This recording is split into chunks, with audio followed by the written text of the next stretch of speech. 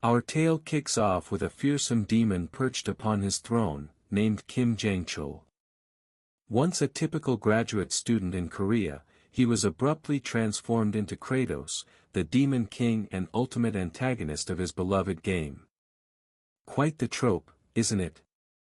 Jangcheol began to describe the game, Paladin of Blood, noting its aim to rouse an ancient hero lost in a profound slumber. But he stopped short. Why bother explaining it to us, his audience? Right now, he's got far bigger issues to tackle.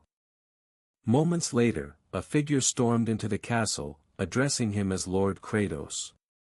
This was Zephos, a level 15 aide, who announced that war preparations were finalized. Demonic creatures stood ready outside, eager for battle. One, a level 534 demon named Asura, dubbed the Prince Who Drinks Blood, was particularly zealous, plotting to end their famine with today's invasion. Another, the Cold Monarch Seri, level 531, bore the anguish of a desolate homeland, forced to feed on her own kind, and was resolute to forge a lasting legacy.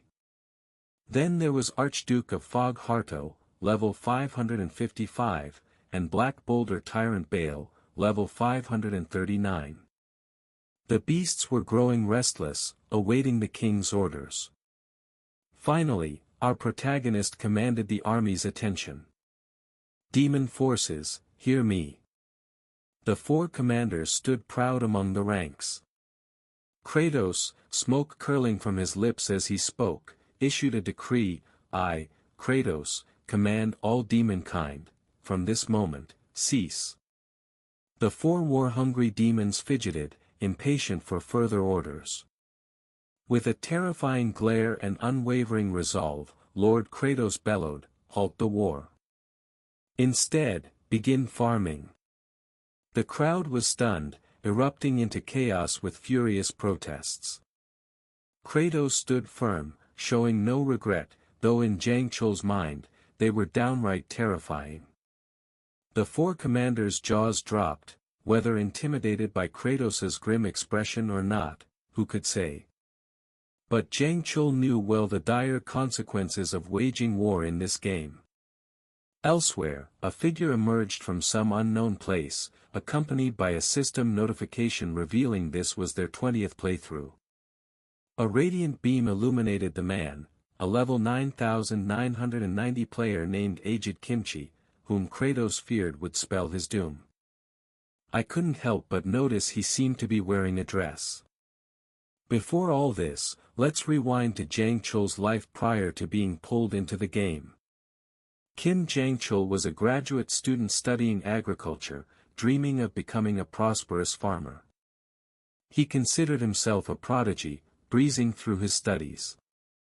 His professor lauded him as the top student, tasking him with writing a thesis under the guise of it benefiting Jangcheol's future. Another requested his help on a project, and yet another ordered him to till the fields. Before long, Jangcheol had become the ultimate workhorse. Exhaustion overwhelmed him, and he began questioning his existence. He slaved away while his professors reaped the glory. In a fit of rage, he screamed that he wanted to destroy them all. His dopamine was drained, driving him to the brink of madness. The only escape was gaming, a brutally tough game where leveling up was a grueling challenge. No player had conquered Paladin of Blood on their 19th run. Desperate for a sense of triumph, Jangcheol played relentlessly, skipping sleep. From his first attempt to his 10th, he persevered until he became the first to clear the game's 19th run. Overjoyed at being the mightiest in the world, he was nonetheless haggard. He knew the 20th playthrough would be infernal, requiring him to level up further before attempting it. Muttering that he'd grow stronger and prove he was the greatest, his character hit level 9990, decked out in top-tier gear. Assuming the max level was 99,999, he paused his grinding. After years of effort, he was ready to begin his 20th playthrough. Clicking the button, the screen flared brilliantly. Confused, he wondered what was happening as his soul was sucked into the monitor. It burst through the TV, soaring into the sky at blinding speed. Though his body was still, panic surged within. Calming himself, he used his wits, noting his blue hue, his soul. He reasoned he wouldn't perish upon impact. Spotting the Tower of Life, he realized he'd entered Paladin of Blood. The sight of the Paladin's tomb thrilled him. He was about to inhabit his near-max level character, aged Kimchi, and live an invincible life. But seeing his character, a muscular blonde man in a magical girl outfit, wielding a winged heart wand, changed his mind. He didn't want that. His soul veered sideways, destination unknown, until he spotted the demon lord on his throne. Against his will, he possessed the demon lord's body, muttering, "This is insane." Regretting his fleeting thought about rejecting aged Kimchi, he realized he could have been the most overpowered character. He felt foolish. His aide, Zephos, approached down the aisle. Overhearing whispers that Kratos had weakened, Jangcheol glanced at the door. Another voice claimed Kratos had grown cowardly, halting their assault. It was the generals. Orit proposed they unite to behead Kratos and divide the throne's power, noting Kratos had claimed the crown by slaying the previous demon lord. He mused that if Kratos hadn't weakened, 2 of the 4 generals might die or be gravely injured. Seri suggested that if Orit acted as their shield, they could try. Irritated, Orit warned she might die by his hand first. Baal, indifferent, only complained of hunger. Orit pressed them, if proof emerged of Kratos' weakness, what then? 3 agreed they'd kill him, Baal just grumbled about food. Zephos, lingering outside, reported to Kratos that the army's morale had collapsed. Infighting and cannibalism were rampant, and some demons had fled their lands without warning. He added that the 4 great demon generals were furious, believing Kratos had grown feeble and plotting to decapitate him. Kratos trembled, knowing a combined assault from the 4 would be fatal. If he appeared weak, he'd perish. His thoughts drifted to aged Kimchi. Had he left it as a corpse by not possessing it? He wondered if invading the human world might have been wiser. Then Zephos presented a video of the Paladin's tomb. Our story continues with a video sent by General Agia, depicting aged Kimchi slaughtering demons. In the footage, a demon cowered, pleading for mercy, its screams piercing as aged Kimchi gouged its eyes. The player looked like a ruthless killer. Kratos realized that attacking the human world was futile. Aged Kimchi fought with unhinged ferocity. He had no desire to cross paths with that maniac and resolved to stay put, no matter the cost. At this rate, he'd either appear weak or surrender, and the 4 great demon generals would slay him. If he ventured into the human realm, aged Kimchi would carve out his eyes and end him. Kratos felt like weeping, lamenting his transport to this wretched world. He claimed happiness was unattainable here. There was only one solution: address the food shortage to pacify the demons. Zephos inquired where he was headed. Kratos first muttered, "Excuse me," before clarifying that he was off to inspect lands for farming. Zephos seemed crestfallen at hearing, "Excuse me," from him. Kratos pressed him on what was wrong. Zephos explained that Kratos was typically vain and haughty, with no regard for courtesy, so saying, "Excuse me," was jarring and unsettling.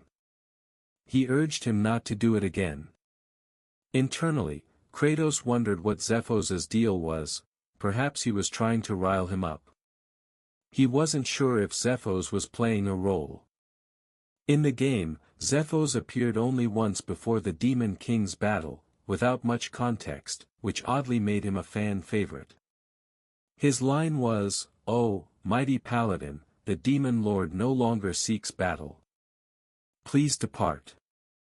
When aged Kimchi attacked, Zephos' next line begged forgiveness from the Demon Lord for failing to protect him, leading players to believe he was either fiercely loyal or deeply reverent. Zephos told Kratos his recent blunder was unparalleled, no Demon Lord had ever lost the demon's trust so thoroughly. Kratos found Zephos utterly infuriating. Then Zephos pulled out a notepad, remarking, "You wish to farm in the demon lands? I didn't realize your memory was as fleeting as a sparrow's." Kratos reminded Zephos he was the demon lord and warned him not to push it, but Zephos pressed on, unfazed. Kratos wondered why he wasn't intimidated. Zephos noted that both past demon lords and Kratos himself had attempted farming in this land, where extreme temperature swings made growth impossible. Kratos admitted he knew it was a barren wasteland but insisted his current skills could revive it. Deep down, he loathed farming, but survival demanded it. Zephos was baffled when Kratos began digging, chuckling as Kratos tasted the soil. Zephos quipped that the demon lord had turned into a dirt-eating pauper. He jotted it down. Kratos snapped at him to stop writing. Zephos retorted he was merely fulfilling his role, stressing that chronicling the demon lord's deeds was vital. He also noted that Kratos' memory seemed to have sharply declined. Kratos saw him as a thorn in his side. Kratos determined the soil lacked nutrients, including nitrogen, essential for plant growth. Despite nitrogen comprising 78% of the atmosphere, plants can't use it directly due to its stable triple bonds, which resist chemical reactions. Humanity developed nitrogen fixation through chemical engineering, boosting food production, but that was unfeasible here with no foundation for farming. Kratos considered natural nitrogen fixation via lightning, which oxidizes nitrogen into nitrite, mixing with rainwater to enrich soil. The Demon Lord's signature move, Bloody Strike, unleashed both lightning and moisture simultaneously, a technique tailored for creating fertile land. Kratos told Zephos to step back, then scratched his hand, wincing at the pain. He couldn't fathom how the deranged demon lord used this agonizing move repeatedly. But he paused, noticing the four generals watching, clearly convinced he'd weakened. Zephos declared Kratos was undeniably feebler, making Kratos suspect Zephos was an assassin aiming to provoke and kill him. Still, it beat certain death. He scratched his hand again, unleashing Bloody Strike with his blood. Nothing happened, he just bled, unable to mask the pain. The four generals approached, asking if he was unwell, their murderous intent undisguised. All Kratos could mutter was a curse. Meanwhile, aged Kimchi gazed across a vast landscape, faint memories of past lives stirring. Having lived over 10 cycles, he was drawn here by a summons of duty, now silent.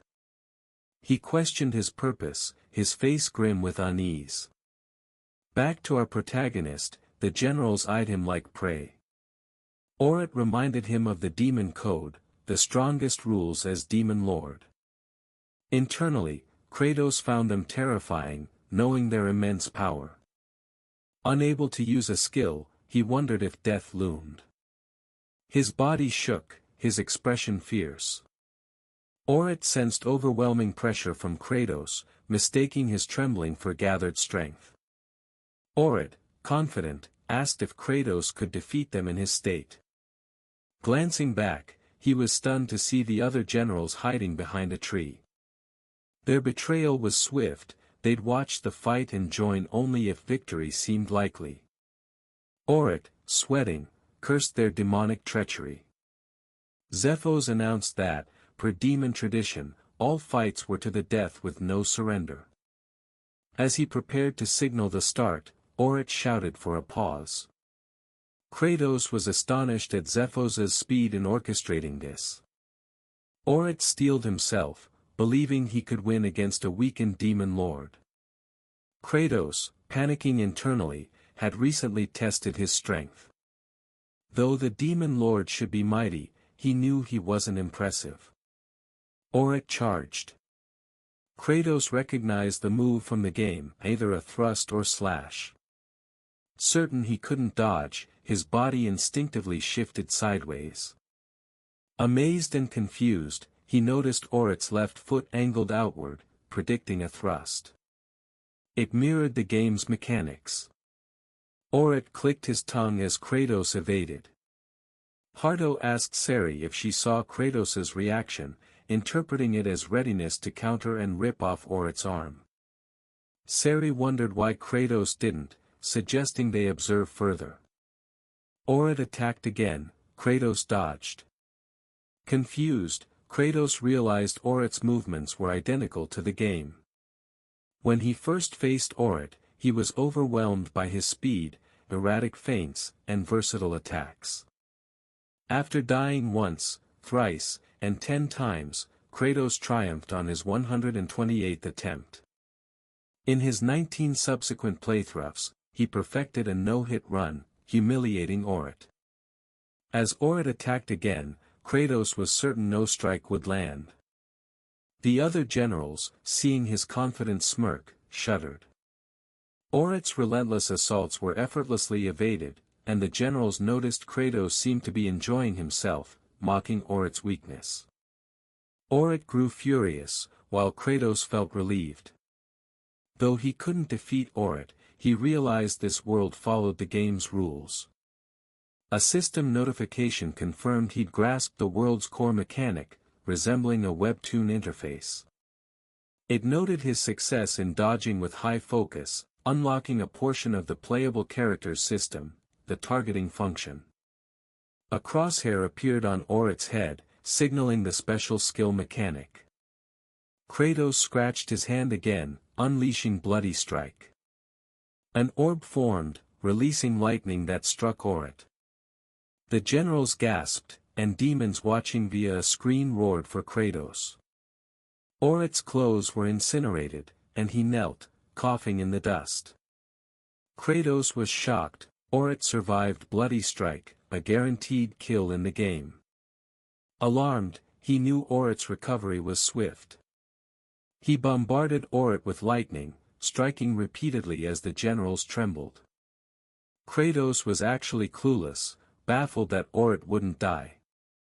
The system announced he'd stripped Orit's clothes, leaving him naked, confusing Kratos with its odd tone, as if he were a deviant. It then unlocked the inventory's armor removal function. Checking, he found only his current armor, nothing useful. He focused on Orit, whose recovery was formidable, preventing a kill. Kratos realized he could keep targeting Orit, firing bloody strikes to infuse the soil with nitrogen. Calling himself a genius, he glanced at the other generals, expecting fear. To test it, he summoned Sari, ordering her to bind Orit tightly. Sari assumed he meant to humiliate both her and Orit by tying up a naked man. Orit, still unconscious, was tied to a cross. Step 1, preparing a lightning rod. When Orit awoke, he boasted full recovery, mocking Kratos's weakened Bloody Strike and vowing to behead him. Step 2, use Bloody Strike to oxidize nitrogen into nitrite. Kratos ordered Hardo to blanket the area in thick fog, ensuring water flow. Hardo thought Kratos aimed to amplify lightning's pain, impressed by the torturous creativity, claiming he'd learned something. The fog formed. Step 3. Step 4, strike and repeat. Kratos relentlessly used Bloody Strike, wincing at his own pain. Zephos watched impassively, while the generals were overwhelmed. Orit endured repeated hits. Kratos was delighted, knowing this enriched the soil with nitrogen, promising a bountiful harvest. Exhilarated, he continued until dusk. Checking the soil, he was satisfied. His next task was improving the soil's structure. Loose, monovalent soil blocked oxygen and drained poorly. Crumbly, granular soil was ideal. He needed manure. He commanded, "Everyone, fetch me dung." The generals were stunned, misinterpreting it as an order to smear Orit with excrement after roasting him, deeming Kratos unimaginably sadistic. On a bright day, aged Kimchi trekked through a forest, hearing cries for help. Approaching the bushes, he found two men claiming goblin attacks, offering compensation for aid. "If you recognize these two, you're a true legend." Aged Kimchi's grim expression terrified them. He assured them he wasn't suspicious, but they found him dreadfully so. Aged Kimchi questioned the two men about their injuries, then hoisted the noble onto his shoulder like a sack of grain. He instructed the other man to guide the way. The man being carried remarked on his impressive strength. He introduced himself as Raj Asahan, while the man trailing behind was Dio Frona, names playfully inverted as a nod to Lloyd and Javier, the iconic duo. Raj inquired about aged Kimchi's identity. With a cryptic reply, aged Kimchi said it was something he needed to uncover himself. "If you haven't read The Greatest Estate Developer, you're missing a gem. Perhaps I'll dive into it later." Back at the castle, the three generals appeared troubled. Harto questioned how they were supposed to procure excrement. "What, should we produce it right here?" he asked. Seri shrieked that it was utterly revolting and absurd, visibly rattled. Bale noted it had been ages since he last ate, so he couldn't produce anything. He added that Seri was likely in the same boat. Seri snapped at him to stop discussing her bodily functions. Harto admitted that even if they could, he had no intention of supplying Kratos with his own. He proposed roughing up low-ranking demons to force them to comply. Soon after, in a demon village, a pitiful demon pleaded for mercy, whining that he couldn't perform under their watchful eyes. He begged them to wait outside. A soldier remarked that others had said the same but still failed. Harto, growing impatient, demanded to know what was taking so long and asked the demon if he truly couldn't deliver, no matter how hard he tried. The demon sobbed, explaining he hadn't eaten in ages. Harto seized him by the throat, unleashing his power, and thanked the demon for sparking an idea. As he attacked, the demon wailed in agony, but Bale grabbed Harto's arm, halting him. Harto demanded an explanation. Bale warned that piercing the demon's stomach would kill him, yielding no results. He stressed that the demons needed to produce more for collection. Harto released the demon, conceding Bale's point was clever for him. He threatened that feeding the demons Bale's flesh might get results. Bale braced for a fight, and the terrified demon cowered as tension mounted. Just as Harto and Bale were about to clash, a shout interrupted them, Kratos, wielding bloody strike. Both generals collapsed. Kratos scolded them, exasperated, explaining that humans weren't the only creatures capable of producing waste. He clarified that nutrient-poor feces were useless, they needed excrement suitable for manure. Zephos asked what manure was.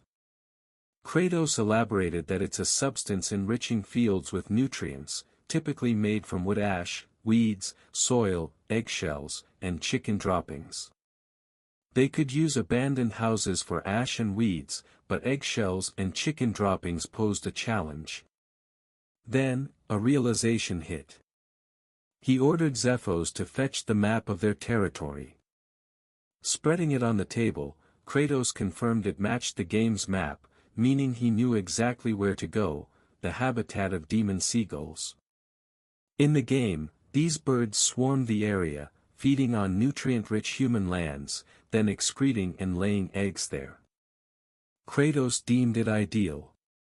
Zephos asked if the demon lord planned to gather demon seagull droppings. Kratos praised Zephos' quick thinking. Zephos warned that the location, known as the Cliff of No Return, had treacherous holes, and a fall would trap one in violent waves. Kratos acknowledged the danger, noting the area was inaccessible to players in the game, but he was confident he could scale it. They arrived at the site, where towering waves crashed against steep pillars. The generals were baffled by Kratos's intentions. Many had tried hunting those seagulls in ages past, only to perish in the surf. Kratos announced he'd climb to the top, toss down a sack of droppings and eggshells, and tasked the generals with catching it. If successful, all would be well fed. Baal, silent, recalled the malnourished demon Hardo choked and others starving in the streets.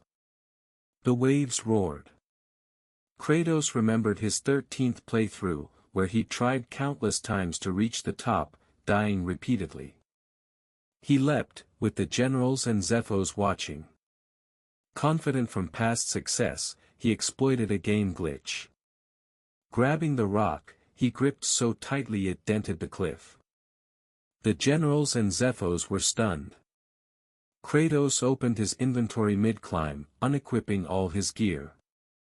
The onlookers were dumbfounded, glimpsing only his hair, biceps, and backside. They stifled laughter at the bizarre sight. Kratos propelled himself from the rock, needing to roll his body. Sari, blushing, averted her gaze but stole curious glances. Kratos re-equipped his gear, now facing them, though parts like his neck were obscured by the rock. Sari's eyes flicked toward him, betraying her intrigue about the demon lord's physique. Kratos rolled again, unequipping to reveal his backside, then re-equipped, repeating the cycle, roll, unequip, roll, equip, until he neared the summit. His protruding backside added unintentional humor. At the top, fully clothed, he stood triumphantly. In a world governed by game mechanics, with an equipment inventory and an ostensibly unreachable map edge, Kratos had pieced it together, proving it was achievable. Baal, inspired by Kratos's promise to feed them, rushed to assist. Zephos, alarmed, tried to stop him, but Baal charged toward the cliff. Kratos, furious, shouted at him. Baal, unable to grip the rocks, plummeted. Kratos, bare from the waist up and clinging to a boulder, caught him. Triggering the glitch, his arms strained under Baal's weight, veins bulging. He questioned why he was saving a general who threatened him, thinking it'd be easier if Baal were gone. He told Baal he had no reason to rescue him. Staring at him, Kratos recalled a memory, a friend begging for help, tears streaming, because a professor refused his essay, exploiting him as a workhorse. The friend pleaded with Jangcheol, the professor's favorite, to intervene, believing the professor would listen. That junior had trailed Jangcheol, the top slave. Though Jangcheol thought he could help, fear of losing favor stopped him. He dismissed his friend, walking away, later regretting his inaction. Now, with Baal, the same choice loomed. Baal clung to him. Kratos realized that if he'd tried harder back then, pushed to his limits, his friend might have smiled. Roaring, Kratos summoned all his strength, bones creaking, to hoist Baal up, hurling him onto the summit. Baal crashed onto the ground. Kratos clutched his shattered arm. Baal, awestruck, said His Majesty had saved him at great personal cost, despite no obligation. He asked why. Kratos paused, then said it hurt less than abandoning a follower and living with regret. Baal trembled, tears welling, as Kratos reflected on his failure to aid his junior. Guilt over abandoning those in need lingered, even in this new world. A system notification appeared, stating that despite not fully adapting to the Demon King's body, Kratos had exerted all his strength, earning Baal's heartfelt gratitude. This loyalty from one of the 4 generals unlocked a system, fostering abundant happiness in the army would yield substantial points. Kratos pondered the great amount. The system clarified that the happy point, HP, accumulation system was now active. Kratos jokingly wondered if it could buy him an ice cream discount. The system, exasperated, snapped that no game world sold ice cream, startling Kratos with its direct response. It explained that for each demon soldier who felt joy from a full stomach, Kratos would earn 1 happy point, exchangeable for stats. Currently, he accessed only 20% of the demon lord's power, explaining his weakness compared to his subordinates. The system urged him to boost all 5 stats to unlock 100% of the demon lord's strength. Kratos tested the feature, requesting a 10% stamina boost. A prompt revealed it cost 50 happy points, steep. The system added that skill upgrades, like his level 1 bloody strike, required 250 happy points to advance. Kratos knew he'd need many points, but successful farming could amass HP, making him immensely powerful and boosting his survival odds. Beyond this, being thanked felt rewarding, his devilish grin spreading. To Bale, though, Kratos' expression seemed predatory, as if he'd tear him apart. Kratos warned that he'd exile anyone instantly if they defied his orders, especially since they owed him their lives. To them, Kratos was a ruthless demon lord, not acting out of kindness. Then, raising a massive eggshell, he drew everyone's attention and bellowed, "I'll fill this eggshell with dung and toss it, catch it, or else." The 3 demons stood stunned, unsure how to respond. Kratos' assault began as he hurled the feces-filled eggshell. Paralyzed by shock, they failed to dodge, thinking, "It's pouring poop." They felt they couldn't endure it any longer. Kratos, however, believed they were just getting started. He demanded their full effort in farming, outlining the first step of manure production, combining seagull droppings, eggshells, burnt tree ash, and preparing the soil. The mixture needed to be ground and blended thoroughly. Kratos summoned Sergi, ordering her to pulverize and mix it all. Sergi was incredulous that the demon lord assigned her such a task, but with her many arms, it suited her. Outraged, she shouted that she, the cold monarch, deserved better than mixing filth. Arming herself, she declared her arms weren't for such degrading work. Kratos' piercing stare silenced her, and he offered an easier job, pointing to Eret, still smoldering from a lightning strike. "Stand still over there, simple, right?" From then on, Sergi became the manure mixer, a role legend says she still holds. Kratos nearly panicked internally, realizing these demons were volatile, and he couldn't lower his guard. But as the demon lord, he resolved to press forward with authority. The second step of manure making involved adding water. He called Hark, instructing him to create a misty fog. Hark hesitated, warning that moisture would worsen the stench, reluctant to comply. Kratos pointed to Eret again, no one wanted to be a lightning rod. Hark swiftly flew around, spreading mist. Kratos asked Baal if the moisture sufficed, and Baal confirmed the mixture was soft, just as the demon lord predicted. The third step required placing the manure in a dry area, covered with a seagull feather blanket. Kratos knew producing enough for the vast land would take ages. With no alternative, he decided to rally all demons. His expression grew stern, troubled by a lingering concern, but as demon lord, he pushed forward.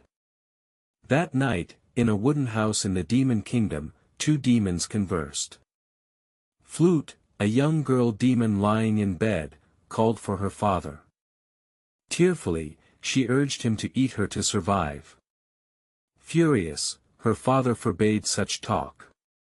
Flute, sobbing, said she missed her mother, a painful remark for any parent. A flashback revealed a monstrous creature about to devour Flute. She screamed for help as its jaws neared, but her mother appeared, shielding her.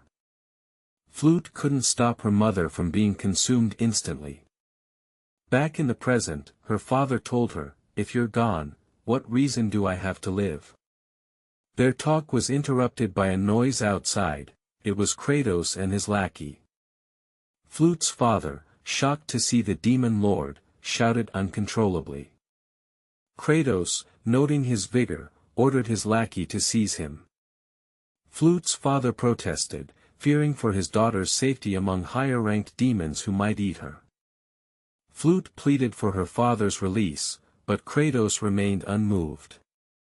He asked Zephos how many demons they'd gathered, and Zephos reported 20, needing 30 more. Before leaving, Kratos glanced at Flute, still weeping, fearing she'd lose another parent. In the game, Flute was a berserk demon Kratos's character had slain with a swift slash, her expression haunting him now. Though moved, as demon lord, he stayed focused. He banned cannibalism among demons and ordered Zephos to assemble the remaining demons for manure production.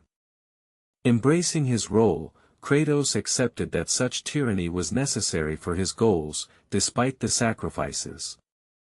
Days later, the gathered demons worked the fields, using weapons to plow manure. Flute's father, named Dek, grumbled that farming was absurd, having labored fruitlessly for days. A comrade warned him to hush, or he'd face execution, but Dek, defiant, believed they'd die regardless, as no crops could grow. Kratos appeared, asking if Dek was curious about their crop. Dek, sensing trouble, followed Kratos, unaware the demon lord had a plan. Days earlier, Kratos had noticed a purple flower, ideal for planting. He led Dek to it, announcing they'd plant its roots, already gathered by Baal and the squad. Dek begged forgiveness, warning that the flower's roots caused severe pain and death. Kratos, uprooting the flower, said it was their only option, adding that an experiment to test its edibility was concluding.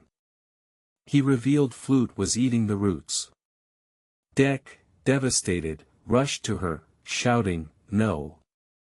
He demanded why Kratos targeted his innocent daughter, trying to stop her.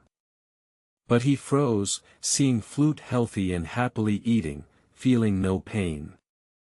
She confirmed Zephos and Baal had fed her the previous day without issue. Kratos asked Dek if he trusted him now, explaining that humans once made a similar poisonous plant edible, solving hunger. With a sinister grin, he revealed the plant was now called a potato. Flute thanked Kratos for his kindness to a lowly demon like her. The system notified Kratos that his army's happiness from eating earned him +1 happy point, his first. Surprised, he saw Flute's genuine smile, recalling her tragic game persona, an innocent demon forced into atrocities. Now, her joy contrasted sharply. Kratos smiled faintly, realizing a demon lord didn't always need to be stern. Misunderstood, his lackey thought he was fattening Flute to eat her, deeming him truly evil. In truth, Kratos wanted to project this image, far from his real intentions. The narrative shifted to Shonda Aner, the deepest part of Kratos's territory, with extreme climate reminiscent of the Andean highlands. There, ancient humans turned poisonous wild potatoes edible, a skill Kratos now employed. Dek reported that the roots were laid in the fields. Kratos ordered Baal to crush them. Baal leaped high, smashing the roots with his weight, a task he'd repeat all day. Kratos planned to freeze the roots for 5 nights, melt them daily, and have Baal stomp them, evaporating the poison. After repeating this, they'd dry, store, and lightly cook the roots, creating edible chuno. Kratos summoned Zephos to gather the manure-making squad, smirking devilishly about snack time, believing demons would relish it. He limited each to 2 pieces due to scarcity. Zephos noted the abundance of potatoes, asking why not make more. Kratos doubted there were enough, insufficient for the entire army. Instead of consuming all, they'd replant to multiply them. The squad hesitated to eat the chuno, fearing its deadly past. Darrow reassured them that Kratos had purified it. A demon with an odd haircut called Dek foolish, suspecting Kratos's cunning meant to poison them. Unperturbed, Dek ate, and the others watched him chew and swallow casually. Tears of joy fell as he yelled, "Long live the demon lord!" Seeing Dek unharmed, the squad devoured the chuno and lined up before Kratos. Dek beamed, amazed the demon lord provided safe food. The odd-haired demon led a chant, raising left hands, "Yes, Kratos. Yes, Kratos." Kratos, unimpressed, vowed to replace this lame chant later. Zephos, observing, believed Kratos's confident demeanor showed certainty in producing food on barren land, potentially ending hunger's tragedy. The system reported that feeding 50 squad members earned plus 50 HP, totaling 51. Kratos, amused, thought the points could strengthen him but was undecided on upgrades, considering collecting more first. While planning to split manpower between manure and potato-gathering squads, Zephos proposed informing the village that edible crops could grow, promising food vouchers for wild potatoes. The squad rejoiced, and Kratos noted Zephos's intelligence, despite his annoyance, as invaluable. Villagers diligently gathered potatoes, while Ciri mixed manure, Hark produced rain, and Eret, still bound, was repositioned for hanging. Once the ideal spot was set, praise for Kratos surged. Kratos intensified the lightning on his trusty lightning rod, Eret, who tirelessly generated nitrogen. With sufficient manure now amassed, Kratos decided it was time to proceed to the next phase, spreading the manure uniformly across the vast land. The sheer expanse overwhelmed the farming squad, who subsisted on meager chuno rations. Ciri, exasperated, pleaded with the demon lord to end her suffering. Kratos, however, zapped her again, valuing her utility despite her hunger. Thanks to Eret's regeneration ability, he was a free nitrogen source. Kratos pondered solutions for scaling up, wondering if waiting for reinforcements was inevitable. He had already tasked Zephos with requesting troops from the Star Masters, with Zephos drafting, cease attacks and send as many troops as possible for farming. Though sent to all star areas, no replies came. Kratos found this odd, suspecting the messenger might have succumbed to starvation before delivering the message. Failure to expand the farmland swiftly would be problematic. Meanwhile, in the Demon's Land, the first star area, known as the Cliff of the Dead, a servant knelt before his master, reporting that scouts confirmed Kratos was farming and producing edible food. The master, Saruel, scoffed, claiming Kratos's actions stemmed from fear of him. Saruel grew stronger with each demon's death, and Kratos's halt on wars and starvation reduction was a ploy to curb his power. This Zeus-like figure, dubbed the Father of the Dead, ruled the first star. The servant revealed they'd intercepted messengers to other star areas, leaving them uninformed. Saruel insisted demons must starve to become his sustenance, vowing to kill Kratos and claim the Demon Lord title. He tasked his aide, Fimir, with a critical mission: obliterate everything Kratos has built for farming. Saruel declared gravely, signaling war. Fimir relished the challenge. Back at the lightning rod, Eret shivered as a chilling breeze swept through. Fimir appeared, mocking Kratos's cruelty for reducing Eret to a living corpse as a warning. Fimir assured Eret that Saruel admired his ferocity and would recruit him after Kratos's demise. Summoning his Wraith squad, Fimir ordered, "Ravage this wasteland until it's unusable." The Wraiths gleefully unleashed chaos. One noticed the manure piles, and Fimir, in his folly, commanded them to scatter it across the land, laughing heartily. He suggested mixing it thoroughly to prevent reuse. The Wraiths blended it into the soil until no trace remained, while Fimir cackled. Eret, watching blankly, sighed, recalling Kratos's instructions to finally grind and mix manure into the ground, exactly what Fimmer was unwittingly doing. Eret wondered what they were truly accomplishing.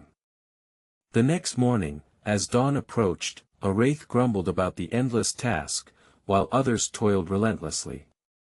He was scolded for slacking, as they feared leaving any soil unturned would let Kratos farm it.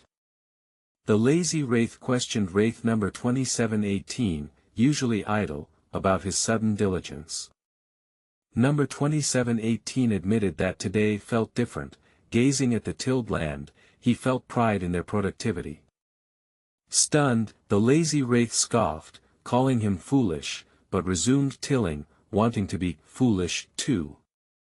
Inspired by their peers, the wraiths worked so fervently they missed the sunrise.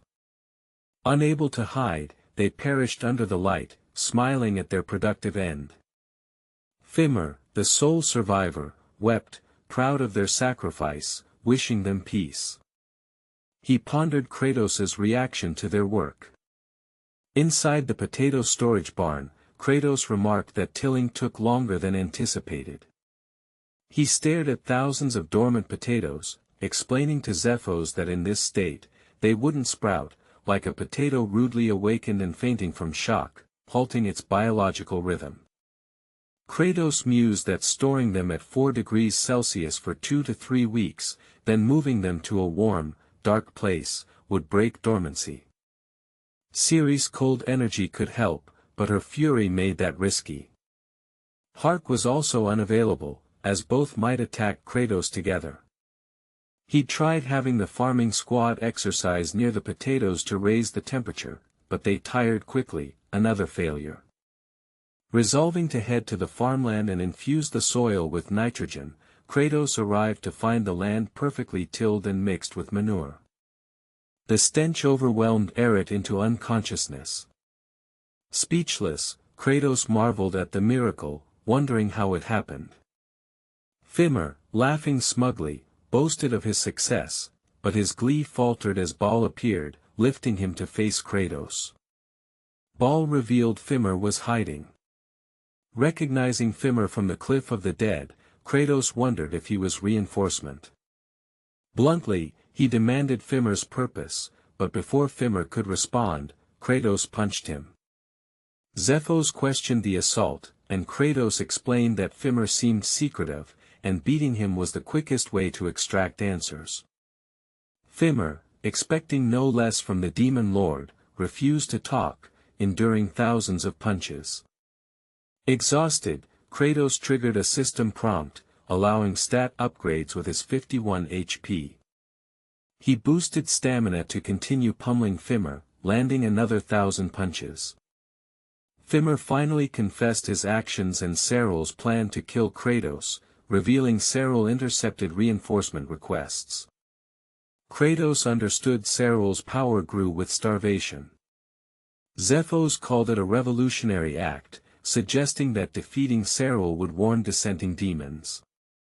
Kratos, however, saw endless obstacles, needing a definitive solution. Zephos noted Seryl's ghost-like intangibility, a challenge even in the game's complex Cliff of the Dead, where Seryl played hide-and-seek. Kratos, recalling his gaming strategy, planned to lure Seryl out, just as he'd flush pests from hiding. Meanwhile, Flute stood before Eret, who seethed at her presence. Shyly, she thanked him for his sacrifice, enabling their food supply. Thanking a demon for good deeds was an insult, and Eret roared, accusing her of mockery and vowing to kill her. Terrified, Flute fled. With fierce resolve, Eret swore to hunt Kratos once freed, but his tirade paused as he heard distant singing. Kratos approached, carrying a banner reading, "Congrats, second lightning rod." Fimmer, tied like Eret, joined them as the squad sang, welcoming a new worker. Eret, tearful, hoped second lightning rod meant his release, but Fimmer was merely placed beside him. Kratos, using his blood strike skill, clarified they now had 2 lightning rods. Resigned, they accepted their fate. Serral, observing through his orb, screamed in fury as Fimmer became the new, rotisserie chicken, enraged at his aide's failure.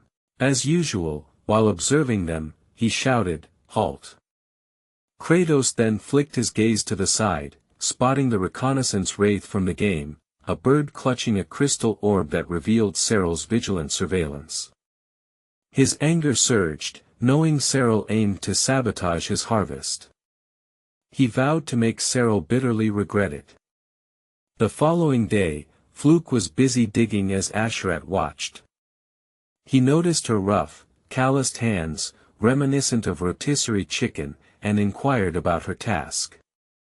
Fluke explained that the Demon King, the 4 heavenly generals, and all the adults were diligently farming, so she wanted to contribute in some way. Asura scoffed, calling her a foolish low-ranking demon child. He pointed out that the __ beside him had already tilled the field and suggested she do something worthwhile. Fluke beamed at the advice, thanking Thakamer for plowing the field and acting as their lightning rod. Touched, Thakamer called her adorable, saying her words made his efforts worthwhile. Ashurat muttered that Thakamer was losing his grip. He ridiculed their attempt to farm in such a barren wasteland, noting that their damned potatoes weren't even sprouting. He advised that keeping the potato storage warm would encourage sprouts to grow faster, warning that everyone would starve otherwise. Fluke, hearing this, dashed off, practically skipping as she went. Ashurat believed a low-ranking demon like her could achieve nothing.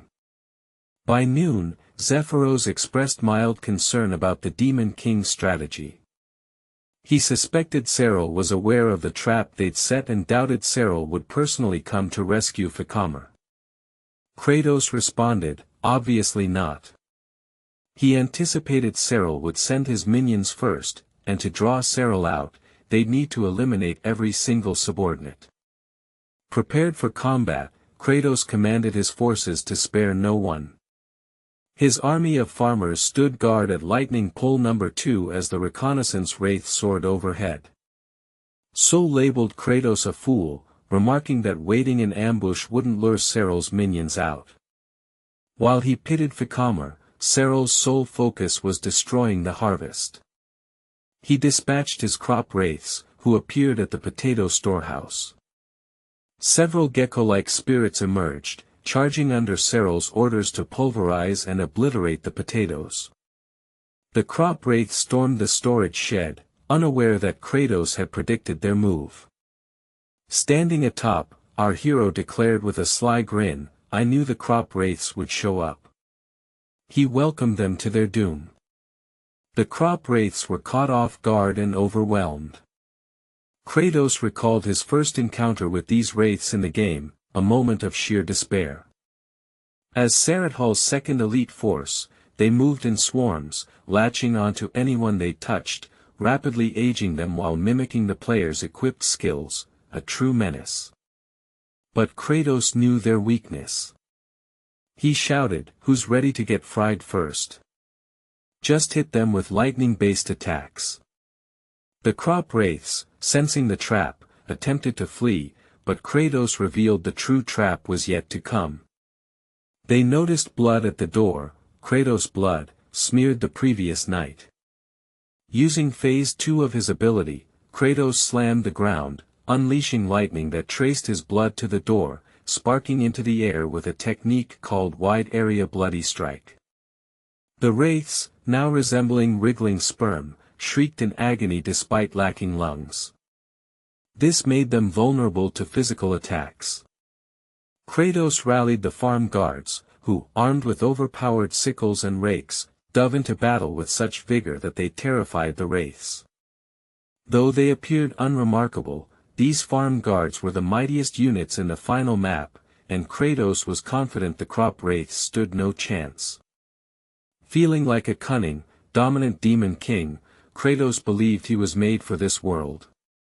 He scanned for any surviving wraiths, intent on finishing them off himself, when a piercing scream rang out. Fluke emerged from a pile of potatoes. Kratos was stunned to see her. A crop wraith targeted her, and her father, preoccupied with fending off enemies, grew anxious but couldn't reach her. Kratos, frustrated by these naive allies, prioritized eliminating the escaping wraiths but kept Fluke in his sights. His bloody strike couldn't reach her, so in desperation, he hurled a potato at the wraith. Though he knew it wouldn't do much, the potato struck the wraith's head. The wraith caught it mid-air, and the potato, like a pokeball, began absorbing the wraith with a pink swirl of air. Kratos was baffled. With a soft poof, the wraith's soul emerged from the potato and bounced toward the potato pile. While distracted, the other wraiths escaped. Staring at the result, Kratos noticed the potato had sprouted. He realized, the wraith's aging effect kickstarted the potato's stalled biological clock. Grabbing Fluke, he said with a stern expression, "Nice work, kid," making her tremble. Kratos summoned the farm guards, ordering them to abandon luring Cyril out and shift to an offensive strategy, believing it would serve them better. Meanwhile, someone opened their eyes, disoriented about their location, lightning pole number 1. It was Asura, questioning his identity and purpose. Seeing the radiant sun, he felt grateful to be alive. His stomach growled, reminding him of his will to survive. His attention shifted when Fluke called his name. She shared that, thanks to his potato sprout advice, everything worked out, and she'd even obtained heaps of chuno.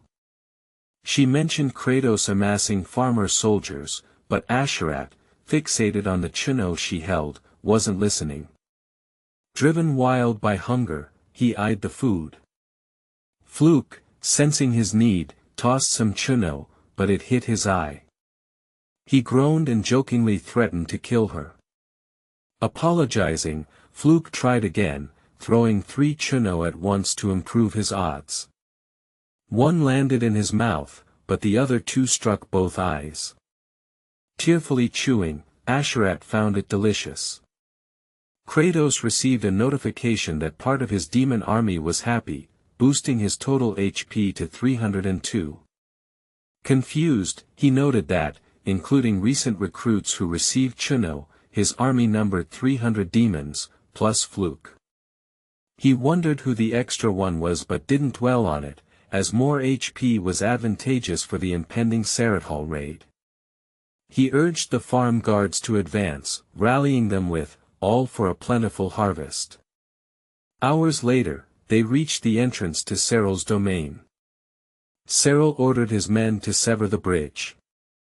As the ropes were cut, the wraiths taunted the demons, saying, "What now, without a bridge?" Unexpectedly, the demon king leaped across. The wraiths panicked, only to realize Kratos' jump fell short, and he was plummeting. They mocked his foolishness, laughing at his apparent stupidity. But their laughter ceased when Kratos' body partially merged with the wall, his rear exposed, an ultimate glitch activated. The wraiths blushed, flustered, as Kratos twisted, repeatedly showing his backside while creeping closer with a menacing expression. They complained it was grotesque. Kratos signaled Zephyros to proceed as planned. Zephyros nodded slightly. Kratos charged inside, banking on his strategy. The food wraiths feared potatoes, but if he rushed in alone and unarmed, they'd take the bait. Sure enough, Serethal ordered his food wraiths to attack, believing Kratos' lack of cursed potatoes made him vulnerable. A single graze would ensure their victory. Kratos employed a secret technique, the Quantum Leap, a glitch move with a flashy name.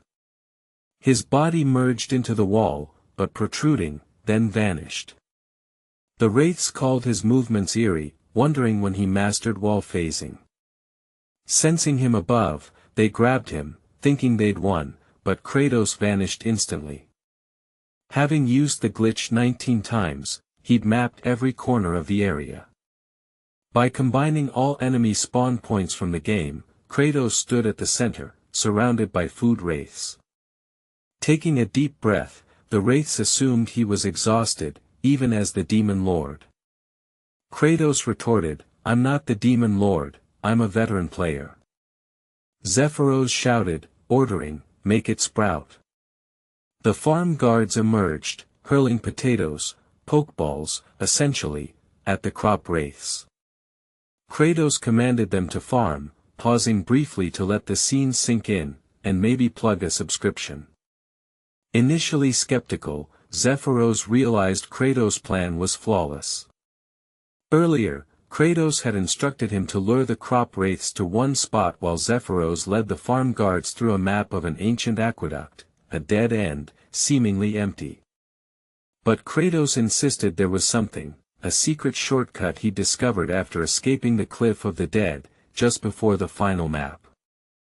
He'd noticed a unique wall texture, slashed it, and revealed a tunnel connecting their first battle site with Cyril to a cave. Initially, he couldn't enter, but after clearing the area, he accessed the elixir of metamorphosis, a compressed soul of countless fallen. He urged Zephyros to seize it if it existed in this world. The elixir can only be used once, but its effects remain unspecified. The farm guards cheered as they gathered the sprouted potatoes, thrilled they could now plant them. Fluke's father thought of her, envisioning a life where they could eat their fill. But Kratos' face grew stern, haunted by a memory of his own hunger. He recalled a kind grandmother who fed him, promising a hearty meal if he waited. The next thing Jangcheol knew, an ambulance had arrived. Kratos grimaced, then declared something that sparked joy among the farm guards, "Anyone who dares to stop us from eating will be utterly crushed." Someone called out to the demon lord, it was Baal. He offered to aid Kratos, claiming Sol was formidable. Kratos dismissed him, instructing Baal to haul potatoes since fighting was the boss's duty. Meanwhile, Sara summoned the great heart of ice spirit, praying it would bind and vanquish more spirits with its frigid might, granting him greater forces and strength. Suddenly, Kratos appeared, delivering a fierce kick to Sara's back. Saradhal hit the ground, stunned that Kratos was there. Kratos retorted that it wasn't Sara's concern, now was the time to eradicate pests. Saru, hunched on the ground, faced Kratos standing tall. Cyril mocked Kratos, calling him a fool for believing he could defeat him alone. The Zeus-like figure transformed, unveiling his true power. Instead of panicking, Kratos wore a blank expression. Deep down, he recalled facing this 19 times while pursuing Saru, who fled through the cliffs. As the player of aged kimchi, he repeatedly clashed with Saru's minions, nearly wiping out all cliff enemies. Saru then escaped to the chamber housing the Heart of Ice Spirit, a fearsome artifact forged by an ancient dragon at the cost of its life, its chilling frost trapping spirits in the mortal realm. Saru tried to summon more allies with its power, but the paladin arrived just in time, sparking the final battle with his true ability. Sarat conjured a swirling wind, forming a figure. He now resembled Kratos, confident in his victory. Kratos knew Sarat's ability was to perfectly mimic an opponent's stats and manifest them. This was the endgame. Sarat matched Kratos' peak stats, immense attack power and near unbreakable evasion. A single misstep meant instant death. However, Sarat copied the stats of the current demon king Kratos, who was no longer at his prime. Cyril charged. Kratos was prompted to use HP to boost his stats. With 302 HP, he spent 50 to raise dexterity from 20% to 30%. Saru was shocked when Kratos deftly dodged his strike. Kratos then landed a powerful punch, using another 50 HP to boost physical strength from 20% to 30%. Their fists met, and Cyril howled in pain, baffled that Kratos was unscathed. Kratos quipped that farming demanded brains too. Enraged, Saradhal attempted a bloody strike, but Kratos used 50 HP to increase magic power from 20% to 30% and another 50 for mental strength, also to 30%. Both unleashed lightning strikes, but Serral's was overpowered, electrocuting him. The Zeus wannabe melted into a slime-like puddle. Kratos was notified that he'd upgraded all stats to 30% using HP. He also completed a growth quest, unlocking a new skill, Summon Farmer's Throne, costing 100 HP. The Farmer King's throne came equipped with robust farming tools, a nod to Game of Thrones. It was perfect timing, as Kratos needed new gear. Even as a puddle, Serral spoke, taunting Kratos if he thought it was over. Kratos replied, "No," aware that boss fights always had a second phase. Asura transformed into an ancient evil dragon, claiming it as his true origin. Kratos was awestruck. It looked formidable, with staggering attack power and HP. As the boss of the penultimate area, it was no surprise. But Kratos remained confident. Baal and the farm guards arrived, and Kratos taunted Asura, saying he'd just come from the final boss zone himself and challenged him to act. Asura froze, panicking at the reinforcements, stammering, "Wait, let's talk." But it was too late. The farm guards charged, driven to protect their harvest and venting their frustration at Serral's interference. Asura pleaded for mercy. Kratos knew he could defeat Serral in a direct fight, but since Asura could talk and move, killing him felt wrong. He also noticed the guards were too hungry to fight effectively. Despite pummeling Serral, he wouldn't die. Kratos decided they needed a more efficient approach and unlocked Summon Farmer's Throne, leaving him with 2 HP. A green beam of light descended from the sky, slowly lowering the throne, then it crashed down at high speed, startling Kratos. It struck Serral, creating a crater. The farm guards erupted in celebration. One demon praised Kratos for not just killing Asura but delivering a brutal head smash as the final blow, lauding his savage, demonic flair. Another shouted that only the Demon King could pull it off, unlike useless small fries like them. They chanted Kratos' name, and he joined the crowd, shouting for them to rejoice. Back at the lightning rods, Vikamar noticed something. With his boss defeated, it was time for him to ascend. The fields were fully plowed, and Lightning Rod number 2's purpose was fulfilled. An umbrella even shaded him. The raid's main mission was complete, potato sprouts had emerged, and Kratos had eliminated all harvest-threatening pests. He declared, "Time to plant the potatoes."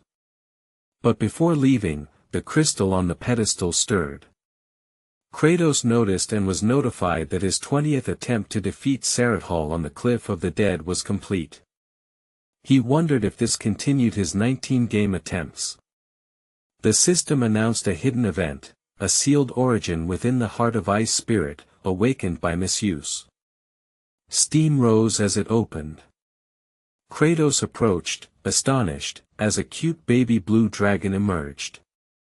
Dumbfounded, he locked eyes with it. The dragon exclaimed, "T-Bone." It wondered if Kratos was its daddy. Kratos reached out, and the ticklish dragon thought it had hatched in darkness, scared until its daddy found it. But seeing Kratos' ugly face, it trembled. Kratos called it adorable. The farm guards shouted to eat the dragon, making it teary-eyed. Kratos scolded them, saying they'd raise it first for greater yield. The dragon realized its daddy might eat it. As they left, the demons welcomed the returning farm guards with genuine joy. Fluke ran to her father, and families reunited happily. The baby dragon's cheeks flushed, feeling the group's warmth. Looking at Kratos, it thought they weren't scary, until it saw his face again, deciding they were terrifying. At dusk, the baby dragon shivered in a corner, peeking at Kratos' frightening face, fearing they were waiting for it to grow. Meanwhile, Kratos pondered how to feed the dragon, knowing baby dragons ate refined gemstones, but they had only rusty metal. Zephos reported difficulties building ridges for crops, needing pure soil but finding only rocks. The farm guards kept digging, but rocks kept appearing. The baby dragon feared it would be worked to death like the guards, though Kratos just held it. Kratos thought their land was more coal mine than field. At this rate, clearing rocks would take forever, and daily manpower would deplete their Chino rewards. Even with other lords' reinforcements, the issue persisted. Kratos' face grew scary as he wished he were a comic hero who could summon a rock-clearing familiar, like a wombat. The baby dragon trembled at his expression. Kratos noticed Fluke digging determinedly. Watching her, he realized he should stop complaining and find a solution. Suddenly, someone shouted, "Razor winds!" Kratos paled. A massive tornado approached rapidly. He'd forgotten the wasteland's random razor wind events, which could shred them instantly. He yelled to take cover behind rocks, and they scrambled for shade, huddling low. Kratos ran, but the wind pressure was overwhelming, far worse than in the game, a true natural disaster, the greatest farming threat. Amid the chaos, Fluke ran toward the razor wind. Kratos saw she was heading for Asura. Her father chased her, and Kratos, annoyed at the child, shoved the baby dragon to Fluke's father, ordering him to protect it and threatening anyone who followed. Baal shouted not to go, warning of death. Kratos knew the risk but couldn't lose his vital lightning rod and laborer. Farming wasn't a leisurely activity like picking fruit. Fluke struggled to move the pole to no avail. Asura yelled to flee, but Kratos saw farming and survival as akin to war. He shouted for Fluke to move, kicked the pole, and it broke. Asura screamed, falling face first. Kratos was slashed on the cheek, and Fluke was cut all over but tried undoing the knot. Asura said it was a binding knot, impossible even for a heavenly king to untie, urging her to leave. Kratos grabbed Fluke and the pole, bleeding heavily. The baby dragon sensed Kratos' strength, amazed he'd go so far for others. As the razor wind closed in, Kratos fell, clutching Fluke tightly and dropping the pole. The baby dragon flew to its daddy, seeing him as kind. It took a deep breath, yelled T-bone, and unleashed a massive icy wind, clashing with the razor wind. Kratos felt the razor wind weaken, realizing the dragon's cold energy disrupted the updrafts. Despite its tiny size, the dragon persisted. Kratos braced for the worst, knowing it was too much for a baby dragon. But 3 demons arrived. Fluke's father carried Kratos, Zephos took Fluke, and Baal grabbed Asura and the dragon, all fleeing swiftly. At the castle, the MC rests in his bed. The generals approach, their faces twisted with malevolent intent. Hardtalk remarks that the demon lord is finally asleep, declaring his plan to sever his head. Sergi nods in agreement, cautioning that once they've dealt with the other 2 fools, one of them will rise as the new demon king. They pledge a temporary alliance until that moment. Opening the door, they step into the room, advancing toward the bed with attacks poised. But they freeze mid-stride. Unnerved, the demon lord's eyes are open, his expression chilling.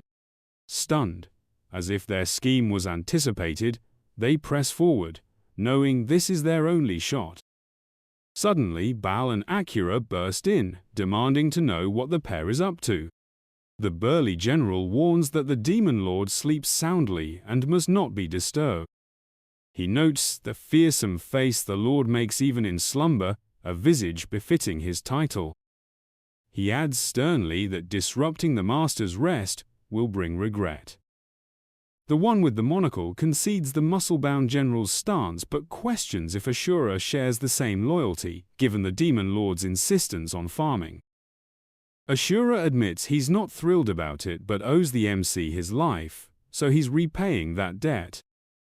Hardtalk presses, asking if Asura hasn't realized that potato farming is a disaster, likely to starve them all.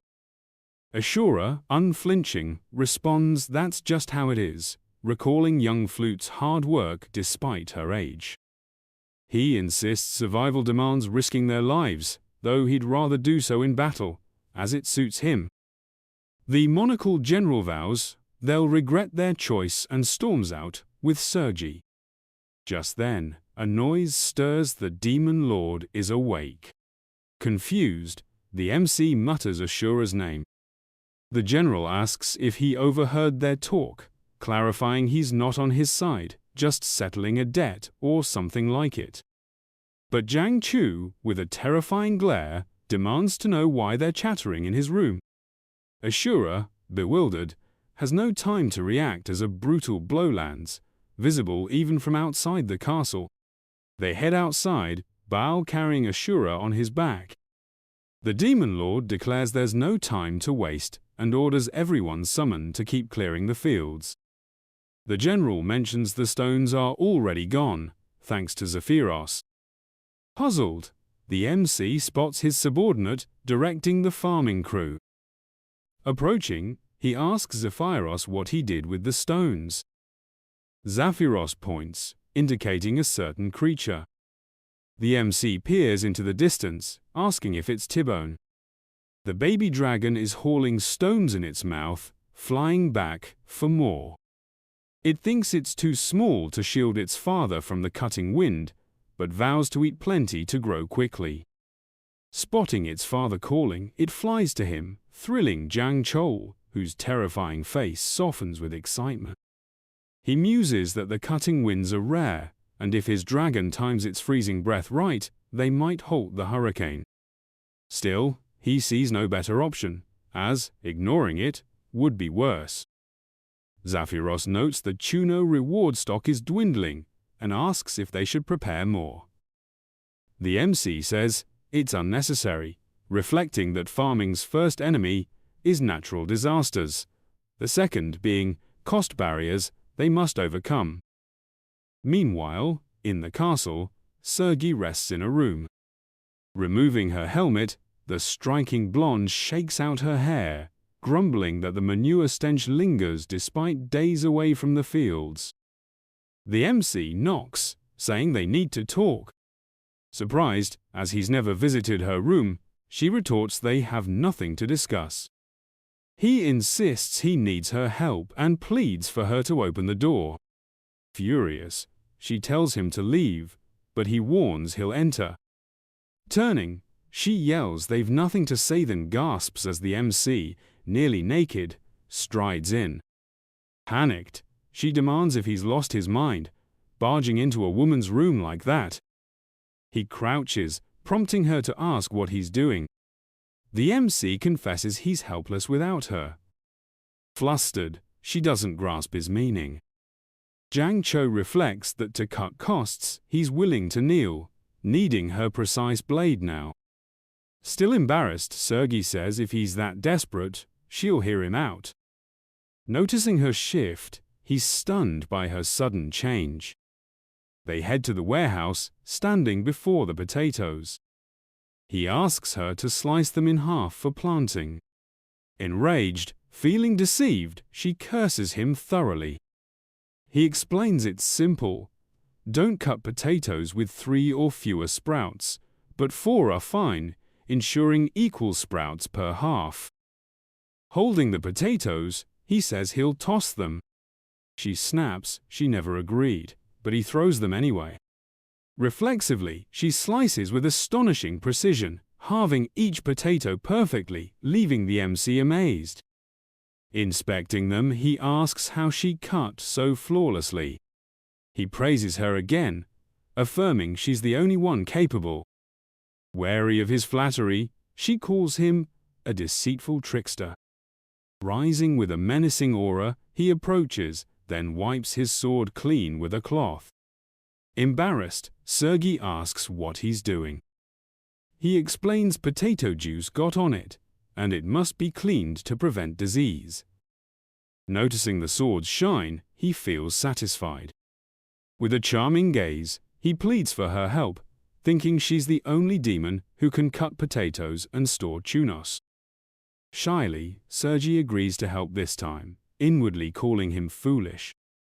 He's elated, saying he'll grab boiled water and cloths to cut potatoes all night. She doesn't get his excitement, calling him silly again. They continue slicing in harmony. From afar, Hardtalk watches, furious, thinking Sergei's fallen for the Demon Lord's compliments like a fool. Under the blazing sun, Asura, still on the cross, ponders the meaning of life, questioning what drives a lightning rod to endure such hardship. Flute approaches, saying the elders saved tunos for him and invites him to play a throwing game. He scoffs, asking if she thinks a great general like him would play with a lowly demon, threatening to devour her if she nears. She tosses the food, hitting his mouth. Infuriated, he demands if she can't play properly and tells her to do it right. The monocle general, watching, concludes Asura's lost his mind from too many blows. Someone shouts the MC, announcing they'll finally plant the potatoes. Hardtalk observes, thinking he never expected anything from him. At that moment, the farming troupe thanks Sergei for cutting all their potatoes. She responds, slightly abashed, that she didn't trim them for their sake.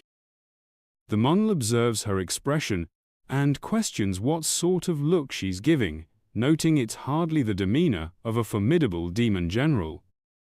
He also spots the lesser demons weeping over the potato seeds and asks if they aren't embarrassed by such behavior. He deems them all fools and silently vows that the demon race's greatest mind will claim the Demon Lord's throne. Meanwhile, the MC directs them to continue planting, explaining that soon the sprouts will emerge and break through the earth. He cautions that when this occurs, they must begin pruning the sprouts. Bao boasts that he excels at cutting, but the Demon Lord sharply tells him to be quiet and clarifies that each seed can yield 3 to 6 sprouts. With this, he asks whether more or fewer sprouts are preferable. The demons insist that more is better. The MC, however, corrects them, stating that fewer is ideal. Confused, they question why fewer is better, arguing that more is always superior, and suggesting the Demon Lord must be mistaken. Hardtalk, observing this, grows frustrated and calls them all blasted fools. He urges them to think, explaining that too many sprouts compete for nutrients, resulting in potatoes with less nourishment. Jangcheol, overhearing from a distance, expresses surprise and asks how Hardtalk knows this, wondering if he's farmed before. Hardtalk retorts, asking if such basic knowledge really needs to be learned, and explains that the sprouts and potato share nutrients, a clear fact. The MC inquires how many sprouts would be ideal, and Hardtalk replies that 2 is the obvious choice. Upon further reflection, he adds that, practically speaking, 1 might be best, though if that single sprout damages the potato's root, it could perish. He also proposes creating nutrient-rich soil artificially by adding fertilizer and tilling to enhance airflow. Everyone is astonished by this insight, as he continues, noting that fertile soil benefits not only potatoes, but also that weeds, which rob nutrients, must be removed. The Demon Lord, stunned by what he's heard, calls for everyone to applaud, proclaiming they have a genius among their ranks. The crowd chants, "Genius! Genius! Genius!" Hardtalk, stressed by the uproar, recalls his mother always calling him foolish. Overwhelmed, he turns away, emotional, hiding tears of unexpected sentiment, unsure why he's crying. The MC approaches, praising his wisdom and declaring that from now on, Hartok will lead the farming army as commander. Inwardly, Hartok finds this absurd, believing his intellect is meant for conquering and eliminating other races. Yet Jangcheol shouts, asking why everyone's standing around when they should honor the demon race's elite. The crowd roars that the general is the finest of the elite.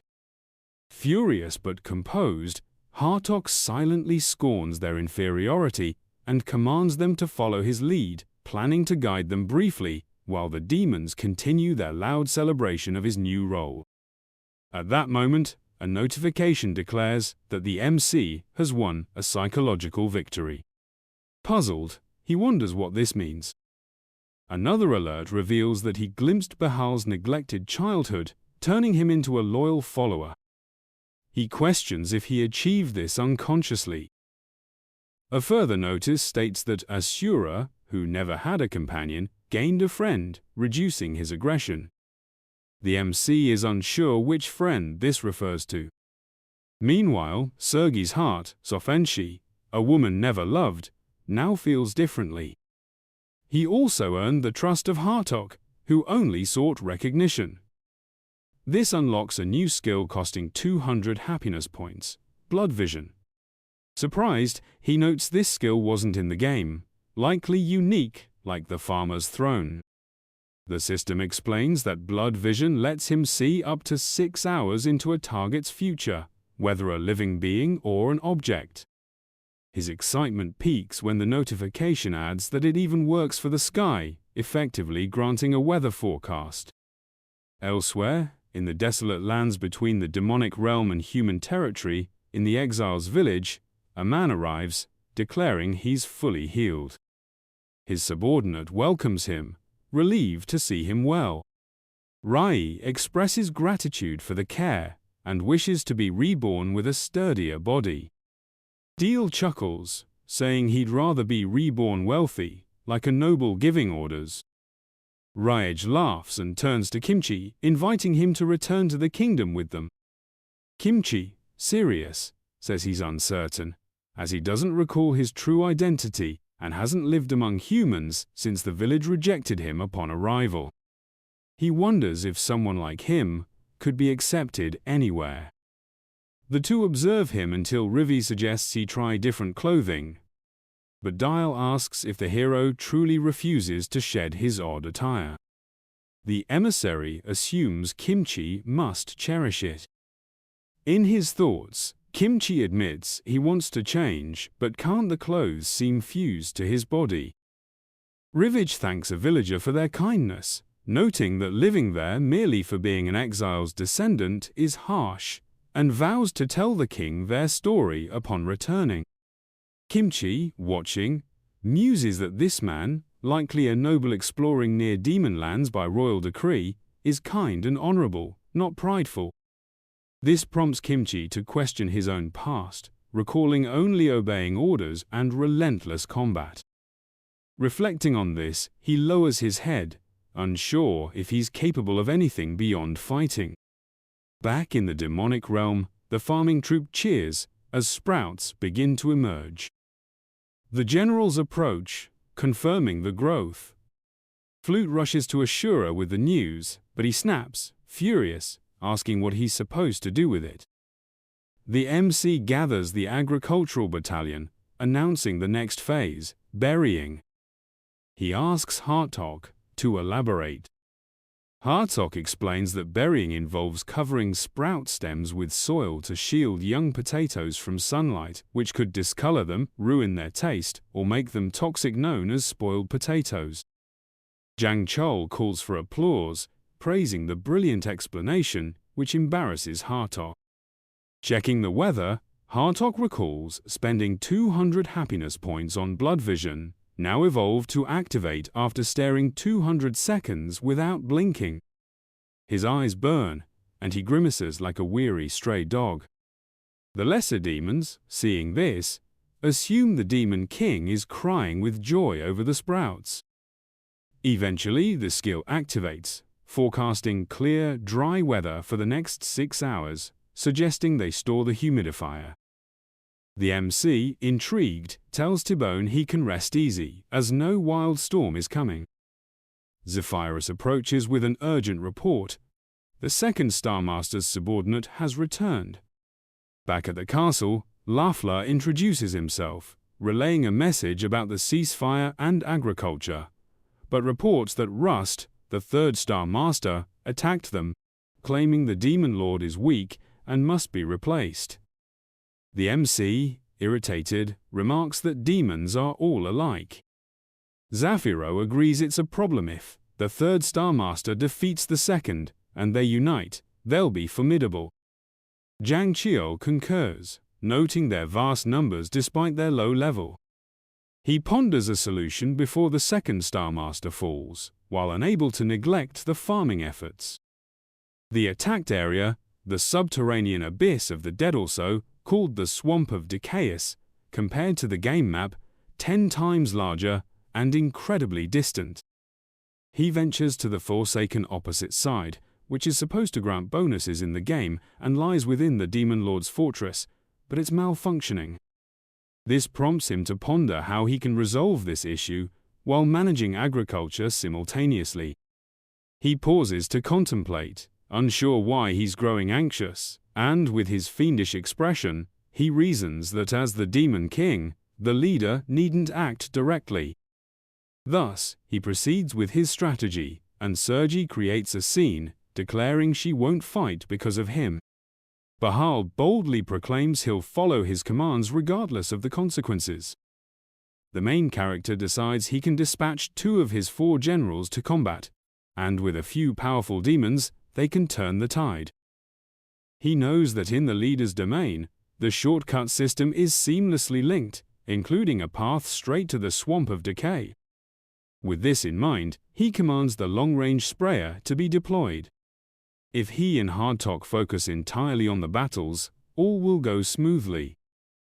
The Second Kingdom is ablaze, and Planus, the second Star Master, kneels on the ground, confronting his foe, demanding how they dare defy the Demon King with treason. The demon approaches, proclaiming this is a revolt, stating he had no alternative.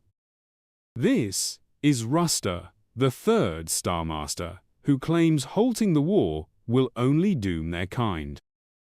Planus grows angrier, retorting that the Demon King vowed to provide fertile lands, eliminating the need to battle humans for sustenance. Ruster counters that this isn't the issue and, raising his weapon, declares that fighting bravely is their race's honor. Suddenly, a weapon hurtles toward them, striking the Storms Club dead on, disarming him. He turns to see the source and realizes it's 2 celestial generals. Sergi doesn't hesitate, conceding to Ruster that he's correct, their race was born to fight. She admits they relish combat above all else but questions how it came to this, why they initially embraced it, and confesses she finally grasps it after recent events. Flute dashes with a wide grin, flinging open her home's door, yelling for her father to hurry to the fields. Upon returning, they're astounded by the stunning plantation that sprouted. This sight moves the lesser demons to tears, and Asura weeps as well. Hardtalk and Zaphiros observe from a distance, as does the main character, marveling at his triumph. The little girl races toward the Demon King, joyfully exclaiming that it's breathtaking and unlike anything she's seen before. The main character stays silent.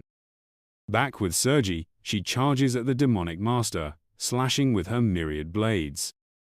The distracted foe doesn't notice the tyrant closing in, and is seized. She capitalizes, unleashing a barrage of strikes on her immobilized target. Ruster pleads for her to stop, insisting he never spoke of killing, but came to save lives, confused by their actions. She reflects that he's right, but continues her assault, stating that sometimes one must be ended to save many. He's exasperated, as her logic seems nonsensical. Meanwhile, before Flute, the main character remarks that the crops have finally begun to flourish, with several sprouting at once, and orders the useless flowers be cut immediately. The demons are dismayed, and Asura shouts, vowing never to forgive the Demon King for such cruelty. Hardtalk relishes this, noting that even in this moment, the king remains the king. He demands to know why everyone hesitates, as they must obey at once. Drog, upset, kneels by a flower, seeing its sorrow. Another demon mourns, unable to destroy them after their efforts to nurture such beauty in this land. The general, losing patience, warns that leaving the flowers will drain nutrients from the potatoes, which must grow large and healthy, not a flower garden. The agricultural troops reluctantly comply, though it pains them. The main character, thrilled, loves hearing the word potato. Later, the generals return, reporting Rusta's capture. The Demon King declares this is the price of rebellion, noting that all he built was ruined by another, and he'll address it. The Stellar Master begs for a swift end, saying a demon who loses honor in battle deserves only death.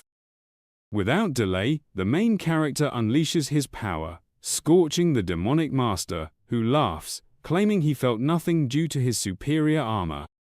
Kos questions if he truly took no damage. The Demon King leads him to the plantation, using a lightning rod, explaining its surprising utility. He unleashes his power again, causing Rusta to scream in agony and plead for death. With a new lightning rod in place, the Demon King orders Asura removed from the cross, as he's not healing well and it's not time to retire him. They undo his bindings, and Flute rushes to help but freezes halfway, frightened by his terrifying visage. The general rants that the little demon girl has shamed him too long and vows to devour her first. She's stunned by his malevolent aura, but his legs give out, and he collapses face first. He curses, noting it's been ages since he walked, until Bahal approaches, lifting him into his arms. Asura, distraught, demands to know what he thinks he's doing, insisting he's no princess to be carried. The giant ties him to his back, explaining it's the Demon Lord's command, and he'll remain so for a while. The Prince of Darkness fumes, vowing never to forget this indignity. From afar, the main character admits he feared the madman would lose control again, but, using his foresight, saw the weather would hold for 6 hours, so he allowed it. He gestures, declaring harvest day is near, urging haste, though he's calm, possessing a swift weed cutter to clear flowers instantly and a skilled carrier to ease the work. He muses that the autumn harvest looms, food is dwindling, and though demons endure hunger, he can't ignore their fatigue. At that moment, someone calls out its Planus, the second Star Master, there to thank him for his salvation. The main character remains quiet, as does the Star Master, before suddenly glaring furiously, baffling Planus. All Credos can think is why this demon came empty-handed to express gratitude, without even a drink or fruit. The Master explains he's rallying the third star subordinates for work. The Demon King fixates on the thriving potatoes, eager to harvest them for Chunos, dreaming of demons eating their fill.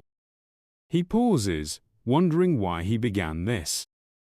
As the second Star Master departs, he warns he'll ready the troops, and leaves the plantation. The main character watches, noting this master was among the weakest, yet his confidence and loyalty to the demon realm shine. He speculates that, being plant-like, this demon could prove useful. As Planus treads the plantation, his feet sense the soil's rich, unprecedented fertility. After walking further, he reflects that it was once just a seedling, never nourished by such nutrients. But this soil, cultivated by Lord Credos, is different. He uses his power, rooting into the mountain, and realizes he could grow stronger here, perhaps even becoming the Demon King.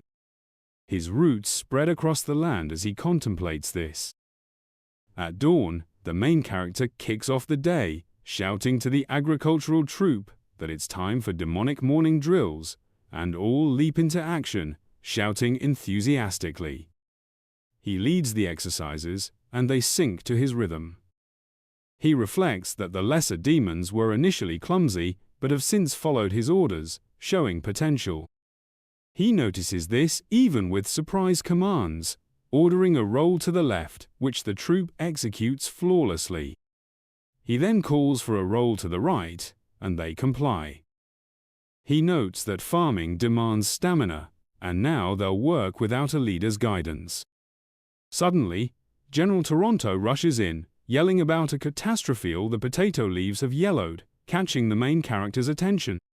They race to the field, seeing the stark color change. Zaphiros despairs, wondering if production is doomed. Sergei grows disheartened.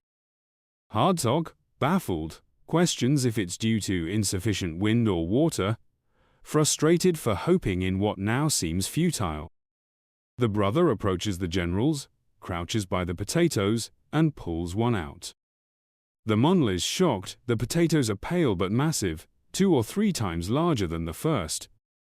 Credo grins, asking if they don't see the potatoes thriving, having absorbed the leaves' nutrients to grow bigger and tastier. He praises their excellent work, possible only through their efforts. The generals tear up, relieved their labor wasn't in vain. That night, in the castle, the main character lies in bed, reflecting on the praise he gave the demons. The memory stirs in him, recalling a time from his past life when he nurtured a tomato plant, and his grandmother beamed with pride, saying the tomatoes were thriving beautifully, crediting Yang Chu for their success. The scene shifts abruptly to a haunting moment, this grandmother being wheeled into an ambulance, intubated, as he could only wail in desperation, watching helplessly. Lost in these thoughts for a moment, he rolls over, chastising himself that such nostalgia is pointless. As a demon king, meant to embody cold detachment, he shouldn't be swayed by such emotions. He knows they'll soon have an abundance of potatoes to sustain them, but they can't afford to grow complacent. Relying solely on potatoes could lead to starvation, especially if a blight strikes, like the famine that ravaged Ireland. He understands the potatoes are a temporary fix, and they'll need to diversify their crops with other seeds soon. Suddenly, a violent tremor jolts him upright, prompting him to demand what's happening and whether the castle is in danger. At that instant, a fissure splits the ground, and a massive root erupts, shattering everything in its path and towering before him. Stunned, the main character gapes, exclaiming, "What in the world is that?" Outside, Flute lingers in the fields, scrutinizing the potato leaves. She recalls the Demon King's words that the leaves would naturally drop as the potatoes matured. Yet, something feels off, and her unease drives her to dig. To her horror, she finds the potatoes have vanished. Preparing to bolt and alert the adults, she freezes as colossal branches engulf the castle. The main character, ensnared by these branches, faces the Star Master, who mocks him, saying the Demon King resembles a mere insect. The main character is incredulous, recognizing the creature as Planus, who had aided him just moments before. The Star Master gloats that the nutrient-rich soil he engineered fueled his transformation. Only then does the main character piece together what happened to his crops, fury rising as he roars, calling Planus a wretch and demanding to know what he did to the plantation. The Star Master taunts, asking if he's angry and what he plans to do about it. With a flick, he hurls the main character from side to side before slamming him to the ground, gravely wounding him. Meanwhile, chaos erupts as the generals scramble to comprehend the crisis. Bahal pleads for release, desperate to save the Demon King. Sergei and Asura question his sanity, arguing that challenging the Star Demon is futile. But the Tyrant General, undeterred, insists the Demon Lord is frail, a truth he learned when the king aided him, revealing his vulnerability. The castle's destruction escalates as Planus, gorged on the land's nutrients, assumes a monstrous form. The main character, helpless, plummets from a great height. The generals gaze upward, and Zaphios, aghast, questions if the creature truly is Planus. The Star Master demands attention, his terrifying voice proclaiming Kratos' death.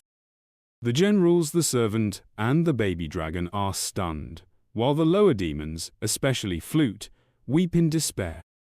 Planus continues, invoking the ancient demon law that power belongs to the mightiest. Declaring himself the new demon king, he commands all to kneel before his supreme strength. Hardtalk, reflecting, senses the Star Master drain the land's nutrients, and with Kratos incapacitated, he is the strongest. Reluctantly, Hardtalk bows, knowing demons always follow power. Sergi, frustrated, follows suit, as do Bahal and Asura. Zapiro is dumbfounded by the turn of events.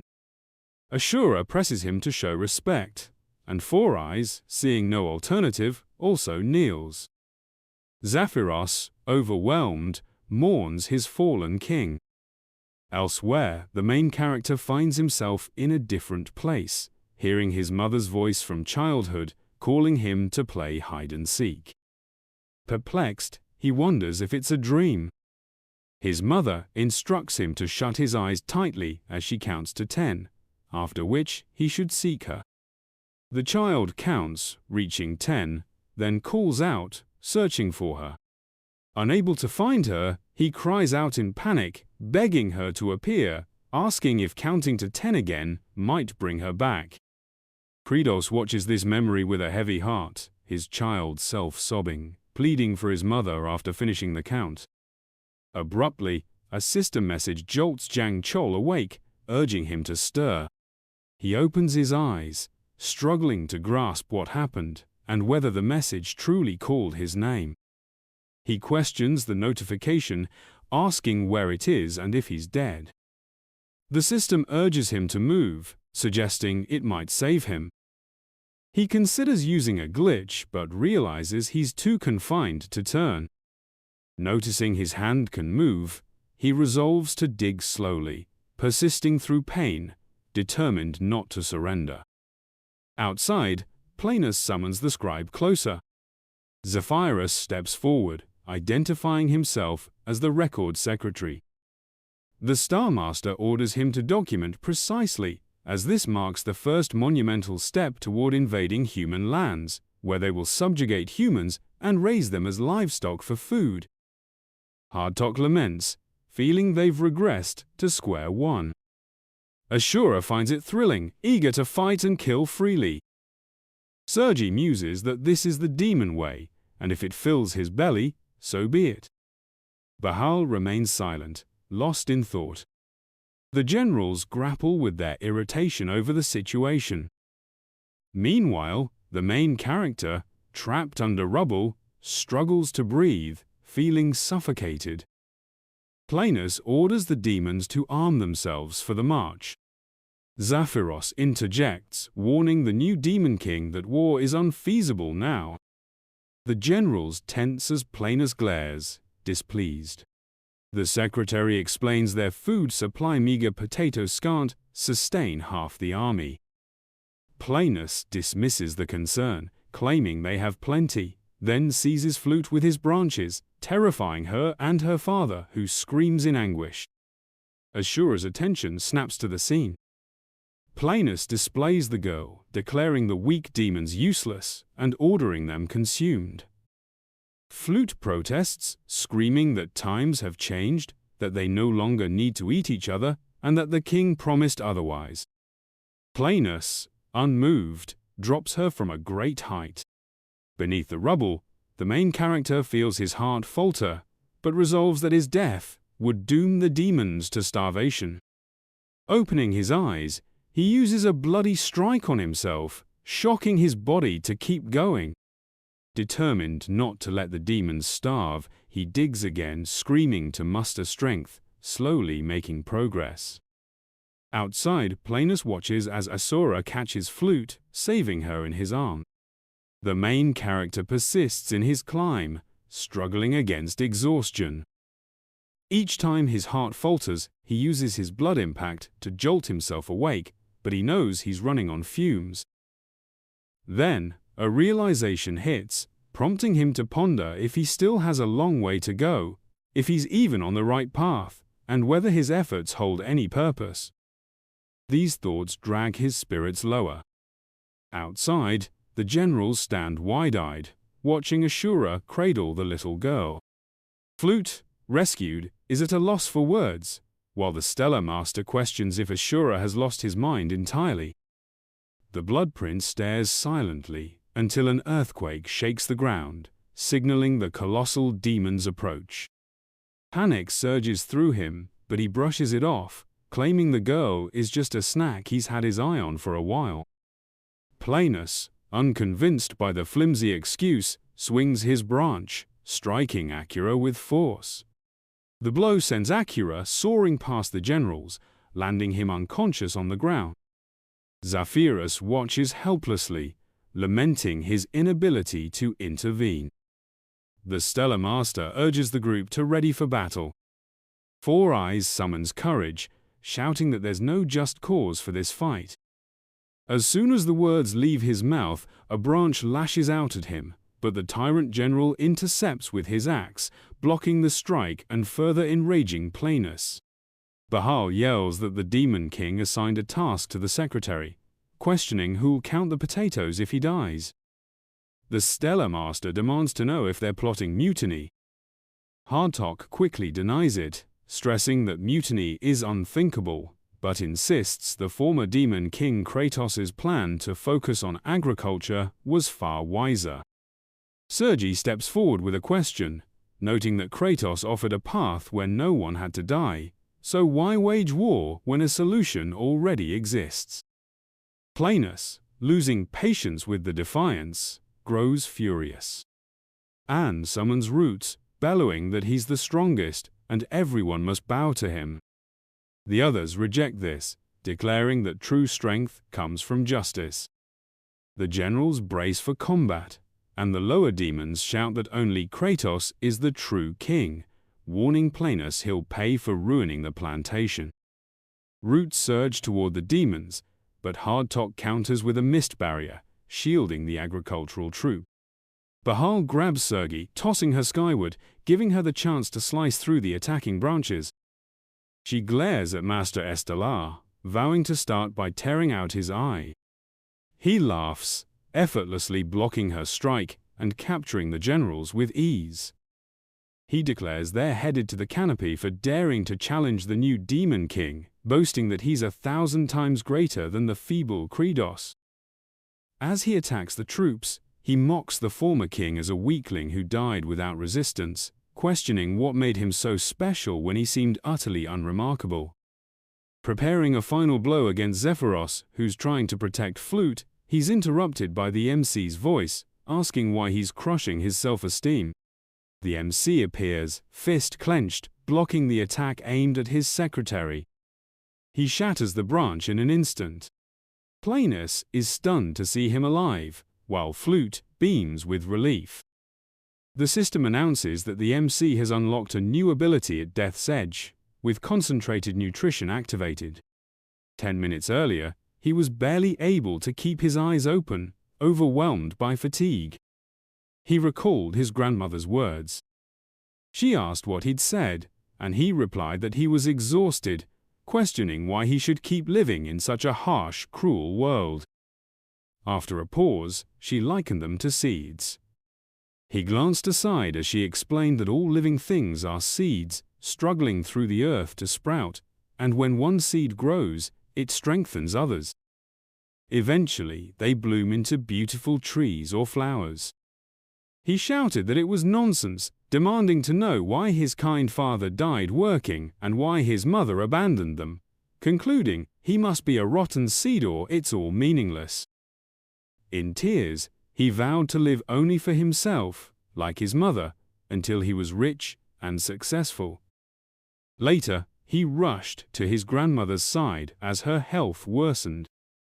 Intubated, she called for him, whispering that he was a seed destined to bloom into a beautiful flower. Back in the present, this memory fuels his resolve not to give up. With all his might, he unleashes his blood impact. A notification reveals he's endured the pain of death and rebirth, surpassing his limits, unlocking the Monis system. Confused, he notes this system doesn't exist in the game. Another notification states that, after 3 successful resurrections, the monad starts at level 3, boosting all attributes by 1.3 times a 30% increase. He doubts it's enough to escape the ruins. Then, an optional ability, Concentrated Nutrition, appears, allowing him to channel all attributes into one for 10 minutes daily. His eyes widen as he sees his resistance, mental strength, physical strength, dexterity, and magical power at 30%. Activating the monad system, a bright glow envelops him, raising all attributes to 39%. Without hesitation, he shouts to channel Concentrated Nutrition into physical strength. The values shift, drawing from other attributes until physical strength hits 155%. With this immense power, he rises, the ground trembling as his arm breaks free, then his body, standing face to face with his foe. Planus is incredulous that the Demon King lives. The MC retorts that he's back because a certain branch was too foolish. The other demons cheer, recognizing Kratos before them, celebrating the return of the Harvest's Demon King. The baby dragon weeps with joy, rushing to its master. Hartok feels a quiet relief, unwilling to lose his king. Sergi, though thrilled, doubts they can stop Planus's overwhelming power. Bahal, too, mourns, believing his boss can't defeat such a formidable foe. Planus revels in the situation, eager to crush everyone at once. But the MC counters that Planus won't kill anyone anymore, recalling that despite the brute's size, he follows the game's patterns. He remembers his agricultural troops' flawless training synchronization and shouts for them to follow him. It's time to warm up. The demons align with him instantly. As the monster attacks, the MC orders everyone to leap left. In perfect unison, they dodge.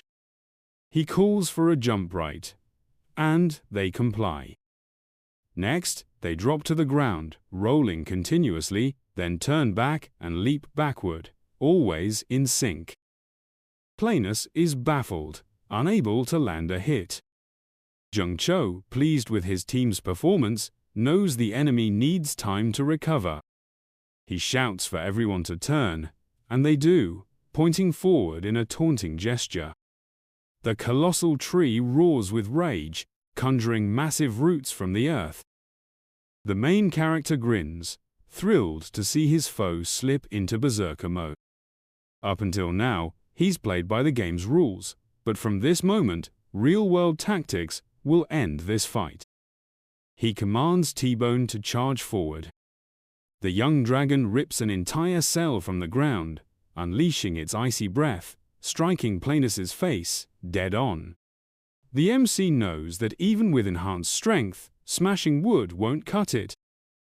But as a plant, Planus is vulnerable. If frozen solid, the extreme cold will expand its internal volume, shredding its tissues from within. And so it happens. The roots begin to splinter. The MC relishes the sight. As the baby dragon weaves past, the roots shatter further, leaving the fig tree bewildered by the chaos. The MC, surveying the devastation he's wrought, taunts his foe, who buckles under the strain. Planus's form cracks relentlessly, and the exhausted dragon soars to its master, clutching his arm. The MC thanks it for its aid, but warns that the final strike is needed. He crouches, gathering force, then leaps with full power toward the giant plant. Spotting a weak point, a gaping hole, he drives his fist into it with all his might. At first, nothing seems to happen. Then, the entire area collapses, and Planus howls in agony. Zaphiros is stunned, believing the Demon Lord defeated. A notification flashes, warning that the nutrient concentration time limit has been exceeded, causing Jangcheol to plummet in free fall. Planus's screams persist as his body weakens, his eyes slowly shutting until he blacks out entirely. The secretary, observing the motionless figure, questions if he's truly dead. The MC, now on the ground, finds it Odin-like in the game, where the tree shattered and vanished, it remains upright, raising his concern. Just then, a sprout emerges from the soil, and a new form of Planus appears before him. Baffled and paralyzed, the MC can't comprehend what's happening. The Demon Lord, transformed, alarms the other demons. He boasts of absorbing the potent nutrients in the area, admitting he nearly perished but condensed his power to forge a new body. He likens himself to a seed that fell into a toxic swamp, sprouting as something cursed. With his Demon King's power, he claims to have poisoned the entire world. Preparing to attack, he orders Kredos to die. But Bahal charges in, swinging his axe and striking the enemy's neck. The blow barely penetrates 3 centimeters, enraging Planus, who slaps Bahal, sending him flying. Sergi attacks next, using all her arms in unison, but a brutal hit to her stomach stops her. Hardtalk lands a demonic punch, only to further infuriate the Demon Lord, who slams him into the ground. Then Asura steps forward, unleashing his Genesis ability, a stunning harvest attack that severs Planus's head. To the MC's shock, Planus's body disintegrates bit by bit, roots and all, dissolving into green particles that fade into the air. Kredos and the elite demons, exhausted, rejoice at the outcome. The secretary announces he'll document this as proof of the Demon King's army's triumph. Hardtalk, barely containing himself, raises his arm, rallying everyone to salute the Demon King. The demons and elites cheer, honoring the true king of the harvest. But the MC suddenly shouts for silence. The air stills. He glances at the ravaged land and the wilted leaves, then collapses to his knees. The entire field lies in ruins, forcing them to start cultivation anew. His deepest frustration is that hunger will plague them again. He questions whether, after such chaos, they'll have the will to toil again. Refusing to accept such harsh conditions, he kneels as the demons watch. A green energy orb drifts toward a withered leaf, touching it and restoring its vitality with nutrients. Zaphiros recalls a past when he and other demons were imprisoned, resigned to being mere fodder. A demon unlocked their cell, and as the door opened, panic drove the others to flee. But Zaphiros, then a child, stood unfazed. His indifference enraged the demon who seized him. When Zaphiros still showed no fear, the demon drew his sword to strike. Before the blow landed, the Demon King appeared, ripped off the brute's head, and let it roll. He asked the child why he hadn't panicked or pleaded. Zaphiros replied he felt no fear, believing death was inevitable, and the best they could do was shorten the dread. Credo, intrigued by the boy's uniqueness, named him the Demon Scribe, declaring it a waste for such potential to be fodder. As they left, he vowed to one day end the tragedy of their kin, devouring each other. Snapping back to the present, Zaphiros gazes at the devastated king, who's lost everything they labored for. Silent for a moment, he grabs a hoe and begins digging. The elite demons, puzzled, watch the secretary work. Hardtalk shouts to the agricultural troop to prepare the soil and beds. Without hesitation, they grab tools and start running. The MC, confused, sees his army toiling and humming joyfully. Realizing he can't appear weak, he orders the 1st Division to search for surviving potatoes, the 2nd and 3rd to form a hose line, Sergei to cut remaining potato seeds, and Hardtalk to lead the 1st Division while Asura gathers tools. With a mighty shout, he demands a bountiful harvest. The demons raise their tools, chanting for the harvest's blessing. Bahal bites a rope, dragging demons in a plow-like formation to ready the soil. Credos reflects on farm life's challenges: disasters, pests, inflation, climate change, and constant war, always requiring them to dig anew. Flute notices an intact potato vine and rushes to it, knowing even one seed helps. Struggling to uproot it, she's joined by Asura, who urges her to pull harder. Together, they unearth it, revealing an astonishing haul of potatoes. One flies toward Ruster, striking his head as he lies grounded, a lightning rod. Asura and Flute, stunned, rush to the MC with the massive potato they've found. He grasps the object in his palm, skeptical, and inquires if they're genuine, eager to learn where she discovered them. She explains that she tugged a small plant from the soil, and a cluster of those potatoes emerged. Upon hearing this, he pieces together what occurred. Recalling that in the game, a unique scene unfolded after defeating Planisware. Instead of perishing, sprouts emerged, signifying his nutrients were absorbed by the earth. Realizes that since this demon lord was 1,000 times larger than usual, the impact and quality of the effect were amplified. Reflecting on this, he yells for the entire agricultural team to halt their tasks and start digging. They comply, and are stunned to encounter numerous oversized potatoes, incredulous that the field didn't wither and potatoes are scattered everywhere. Kratos is astonished, seeing all his demons clutching massive potatoes in staggering quantities. Zaphiros catches his attention, asking if this might be an abundant harvest. Smiling, he confirms it is, tears of joy streaming as he declares it's truly a bountiful yield, ensuring everyone can eat their fill. Back at the cabin, he sits to ponder, needing to assess the state of the Forsaken Lands, beginning with the first stellar area. The lord of that region, Shul, sparked a rebellion and was vanquished, with the Frost Spirit's heart deactivated and its minions vanished, leaving the area desolate. Regarding the second stellar area, its lord also perished, as it was Planus, and his soldiers stood paralyzed in shock. For the third stellar area, its lord Ruster is already serving as a lightning rod, though it's unclear if his demon underlings will face punishment for treason. The fourth stellar area is ruled by the Cobraman Tarthu, whom he recalls from the game as one of the most loyal. He muses that it'd be simple to rally survivors from the second area and unite them with those from the fourth. However, he concludes that summoning everyone simultaneously could be problematic, as more hands to help would also mean more mouths to feed, so he decides to proceed cautiously until the next harvest.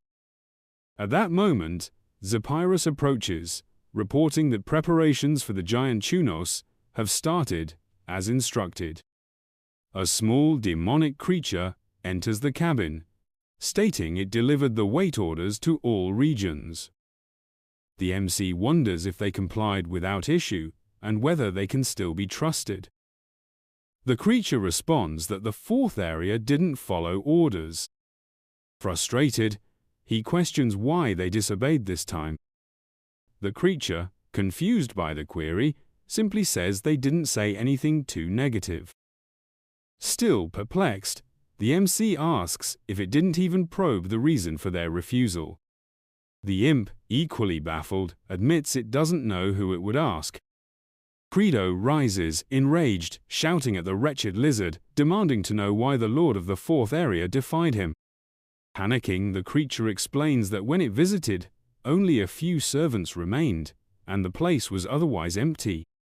Furious, he can't believe an important message was delivered to mere servants, imagining he'll die of rage, likening it to dealing with an inept telemarketer. The secretary, observing, notes that despite Kratos' kindness, he remains a demon lord with a terrifying visage that no one could surpass, even after millennia. He orders the matter handled and asks the creature if the servants mentioned the fourth area's lord's whereabouts. The flying lizard replies that, from what it gathered, Tarthu ventured to human territory to collect human corpses for fertilizer. Hearing this, the MC despairs, recalling from the game that this is precisely when the former paladin awakens, triggering the demon invasion. The mighty paladin then vows to eradicate everyone. He deduces that if no demons invade human lands, the paladin won't attack. Since the formidable paladin hasn't appeared in ages, he believes his theory holds. But if the fourth area's demon lord attacks humans, the paladin will annihilate them all, and he knows nothing can prevent it. With this in mind, he sprints at full speed. His secretary asks where he's headed, and he replies that he must stop the fool at all costs. The four-eyed aide doesn't grasp why he's going alone, and he simply says it's faster solo. He recalls that after defeating Planus, he upgraded his mana seed to level 4, activating the nutrient root and channeling all attributes into agility, boosting it by 160%, vanishing into the horizon with his newfound speed, determined to take every possible shortcut. He knows the abandoned demon land holds the tomb of the paladin, also called the Tower of Life. It was in this unclaimed territory that the paladin encountered the Alba group and stayed briefly in the village of the exiled. Further down lies the border between humans and demons, known as Fortress Magrat. The fortress guards spot something and recognize the emissary Ashrahan's return, though they're puzzled why the accompanying guards are absent and insult the paladin, unaware of his identity. As the group reaches the gates, soldiers descend to greet them, led by Walos, the fortress commander. He questions where the emissaries escorting soldiers are. Azrahan explains that monsters attacked en route, and they barely reached the demon land. The commander notes the king's order was to scout the demon lander recurring special mission, despite its sacrifices, and acknowledges the warrior's skill. He invites the emissary to enter and rest. As the group passes through the gate, the paladin is halted. Walos declares he cannot enter. Azrahan and his companion are stunned, but Kimchi's stern gaze alone terrifies the commander. Azrahan quickly intervenes, stating this person is known to the group and saved him from monsters. Walos questions if he forgot the rule that only those who exited the gate may re-enter. Del steps forward, suggesting a misunderstanding, and pulls coins from his pocket, offering generous compensation. This only enrages the commander, who slaps him, demanding how a vile creature dares attempt bribery. The servant weeps, a handprint on his cheek, as the commander points his sword at Kimchi, ordering him to remove his cloak, warning that anything suspicious means death on the spot. Azrahan panics, knowing the cloak conceals undeniably suspicious traits. The paladin, seeing his injured friend on the ground, grows furious, his aura startling Walos. At that moment, a war horn blares, and a soldier shouts to the commander that thousands of demons are approaching the fortress. Walos rushes within the walls, sensing the critical moment. The paladin glances toward the demonic army, an instinctive urge to kill surging within him, as if controlled. Meanwhile, the MC races at top speed, pleading that the lord of the fourth stellar area doesn't attack the fortress, knowing a demon assault will lead to their annihilation. demon lizards charge with battering rams, striking the gate head-on. Human archers fire arrows to defend the fortress, but the demons, resilient, absorb the arrows in their chests, swinging weapons and hurling stones in retaliation, toppling several archers instantly.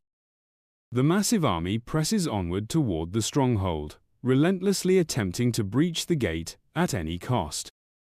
Within the fortress, everyone is concealed, including Kimchi, who muses that he rushed into battle on instinct, possibly due to his 19th reincarnation. In his memories, he only fought under the weight of duty. Had Azrahan not tugged him along, he might not have leaped into combat so thoughtlessly. He observes the fear gripping those around him, and concludes that fighting is the right course. Abruptly, the gate starts to buckle, and cries erupt that the situation is deteriorating. After relentless assaults, the gate collapses, allowing the demon lizards to storm the fortress. Their leader bellows to slaughter everyone and turn them into compost.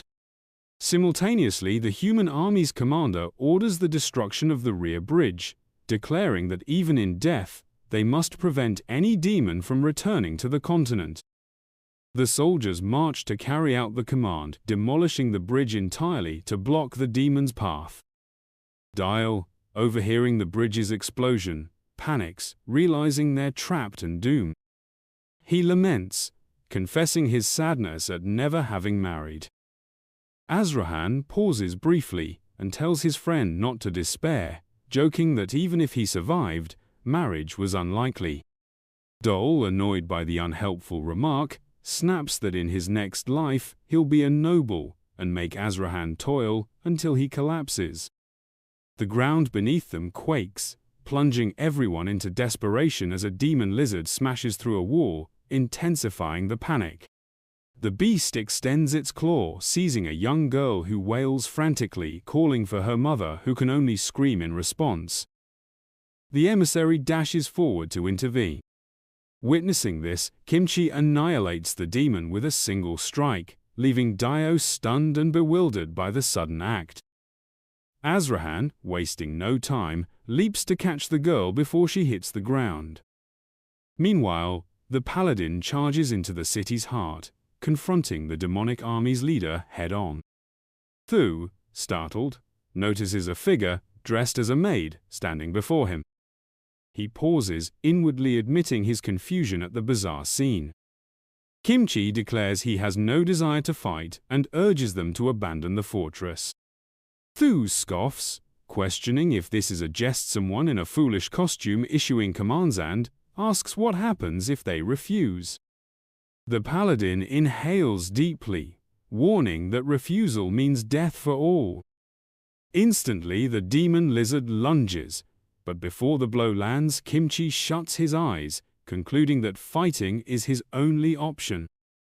His eyes snap open, fierce and resolute, as he accepts his role as the executioner the world demands. At that moment, the MC bursts in, kicking the demon lizard and sending it soaring, leaving Kimchi baffled as he watches the creature fly. Kratos, panting from his sprint, locks eyes with his former game avatar and panics, aware of its immense power. Thu, recognizing the Demon King, tries to speak but is cut off by a kick to the face, followed by relentless stomping as the MC demands to know why he invaded the human kingdom. Thu attempts an explanation, but Kratos, uninterested in excuses, tells him to perish. Glancing back to ensure Kimchi is watching, he continues pummeling the lizard, ranting that they could have lived peacefully, farming potatoes in obscurity. His rage intensifies, as he insists there was no need for conflict when everyone was surviving independently. In his mind, he pleads with the paladin to spare him and his army. Kimchi, however, remarks that he recognizes him. The MC freezes, turning slowly. The paladin asks if the figure before him is the Demon King. Sweating profusely, the MC realizes he's in deep trouble. The warriors, distracted by the mention of the Demon King, glance back, straining to hear the distant conversation. Trembling, the MC denies knowing any Kratos, and asks if it's some kind of machine. Kimchi, unfamiliar with computers, insists he knows the demon before him is the Lord. Panicking as the situation spirals, the MC knows the paladin will attack with full force if he lingers. With no other option, he acts first, planting both hands on the ground and driving his horns into the earth. Both armies, human and demon, gape at the Demon King, upside down. Kimchi, sweating nervously, struggles to comprehend the scene. The demons, equally puzzled, debate whether this is a diversion or a new intimidation tactic, asking what he's doing. The MC explains it's a kneeling salute, a gesture of repentance or profound gratitude, swearing he never intended to invade human lands and blaming the lizard's rogue actions. Kimchi declares he can't trust a demon's words. The MC lowers himself further, begging for belief and offering to apologize 100 times if needed. The demons marvel at the brutal posture, likening it to an enraged bull scraping the earth, fitting for a demon king. The MC continues lamenting, aware that his groveling is pathetic but necessary to save his demon. He recalls a past life of constant submission, and a burly figure laughs, questioning if he truly followed orders, calling it foolish and a sure path to ruin. Still, the MC persists, vowing it won't happen again, drawing on his childhood resilience to endure any humiliation for his kin. Kimchi, however, remains unmoved, convinced his purpose is to slay the Demon King. He raises his weapon, planning to eliminate the leader first, then the rest. The MC keeps slamming his horns into the ground, exactly 10 times, pausing, then 10 more, a pattern Kimchi finds oddly familiar. Noticing the rhythm, Kimchi recalls a player with a controller, mirroring the demon's ActionToon precise strikes, even when digging or rolling aimlessly in his memories, always in sets of 10. The MC, still apologizing, calls himself Krito, Ultra Plus Master, desperate to survive. The phrase lodges in Kimchi's mind, its lack of demonic tone puzzling him, as is the vision of a player's hand in the guise of the Demon King. After a moment's thought, he orders the MC to stop. Sweating, the MC looks up, and Kimchi tells him to leave before he reconsiders. Overjoyed, the MC grabs Tithu, thanking Kimchi profusely and vowing never to forget the debt. He shouts for the 4 demon generals and the entire army to retreat immediately. The demons, confused but obedient, begin to flee, passing the paladin, who simply turns and walks away. At that moment, Tu regains consciousness, glares at Kimchi, and hurls insults, calling him vile filth. Without hesitation, he leaps from the MC's shoulder, attacking the paladin directly. Koz, horrified, begs him to stop. With a single swing, the paladin annihilates the lizard, sending its remains scattering in all directions. The main character breaks into a cold sweat, and as he glances forward, he notices his former avatar glaring with a murderous intent. Panic sets in as the situation spirals further out of control. Yet, Kimchi reveals he witnessed the demon acting independently, not under the Demon King's command. The MC is taken aback by this revelation, and the paladin simply turns and departs. After stepping away, the paladin warns sternly not to venture into human territory, threatening death without mercy. The MC stands frozen, stunned by the words. Inside the fortress, Azran questions Kimchi about his sudden absence, noting everyone's concern. Kimchi explains he was handling a brief skirmish. Just then, the commander approaches, offering an apology for his earlier rudeness, as all witnessed Kimchi swiftly defeat demons and force another to submit. The hero remains quiet, while the emissary marvels, unaware his new ally was so powerful. Waylos calls out for everyone to give 3 cheers for Mr. Kimchi, the fortress's defender. Instantly, all salute the hero. Observing this, he reflects that in his 20th life, he's finally shattered the cycle of slaughter, choosing instead to save lives. He feels joy at this outcome.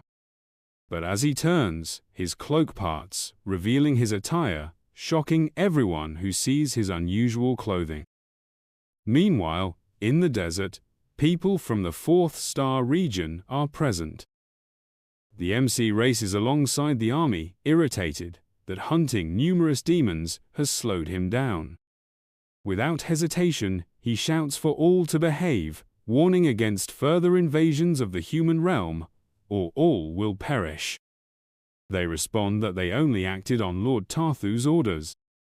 The MC continues walking, musing that following the story's usual path leaves no room for system glitches or shortcuts. This delays him, and all he wants is to return quickly to oversee the royal potato planting. After a short walk, he spots an abandoned well, knowing it could enable faster travel if functional. He recognizes it as part of the system for instant transport and enhancements. Staring at the well, he longs for swift movement, but knows he can't activate it, not being a paladin.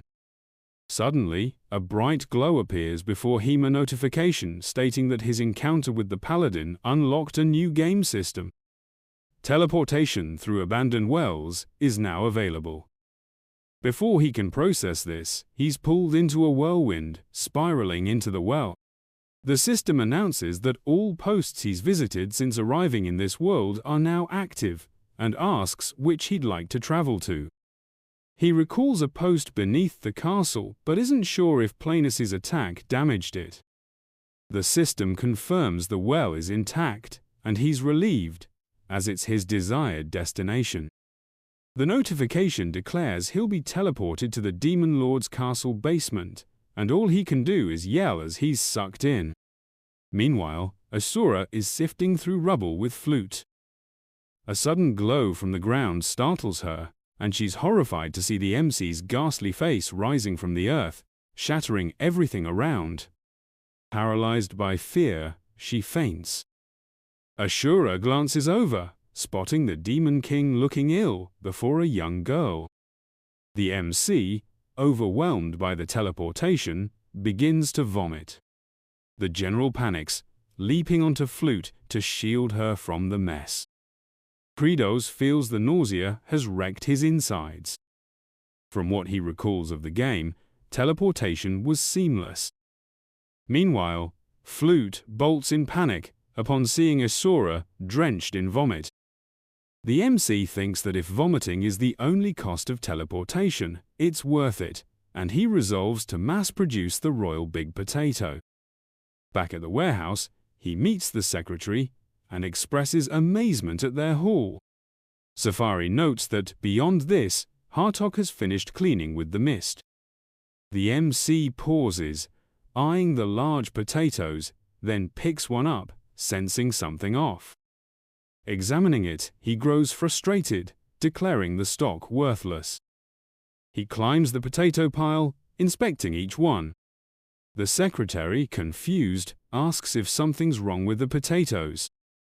The MC explains, they're all smooth-lacking seeds. They won't sprout. Four Eyes grasps the issue and asks if seedless potatoes mean no germination. The MC confirms this, exasperated, calling them sterile. Back at his temporary castle, he briefs the generals. Hartok explains the potato structure was artificially altered, rendering them sterile mutations unable to grow. Bahal, annoyed, asks if they're inedible. Sergi clarifies they can be eaten but not planted, so once depleted, they're gone. The MC adds they can't rely solely on potatoes, as they're prone to disease, risking total loss if infected. They'll need to plant something else. Acura, curious, asks what he plans, as nothing but potatoes grows in the Demon Kingdom. He agrees but reveals he knows a place abundant with seeds, human territory. This excites the generals, especially Bahal, who envisions invasion, plundering, and war. Sergi snaps at him to be quiet, noting the Demon King himself despises war most.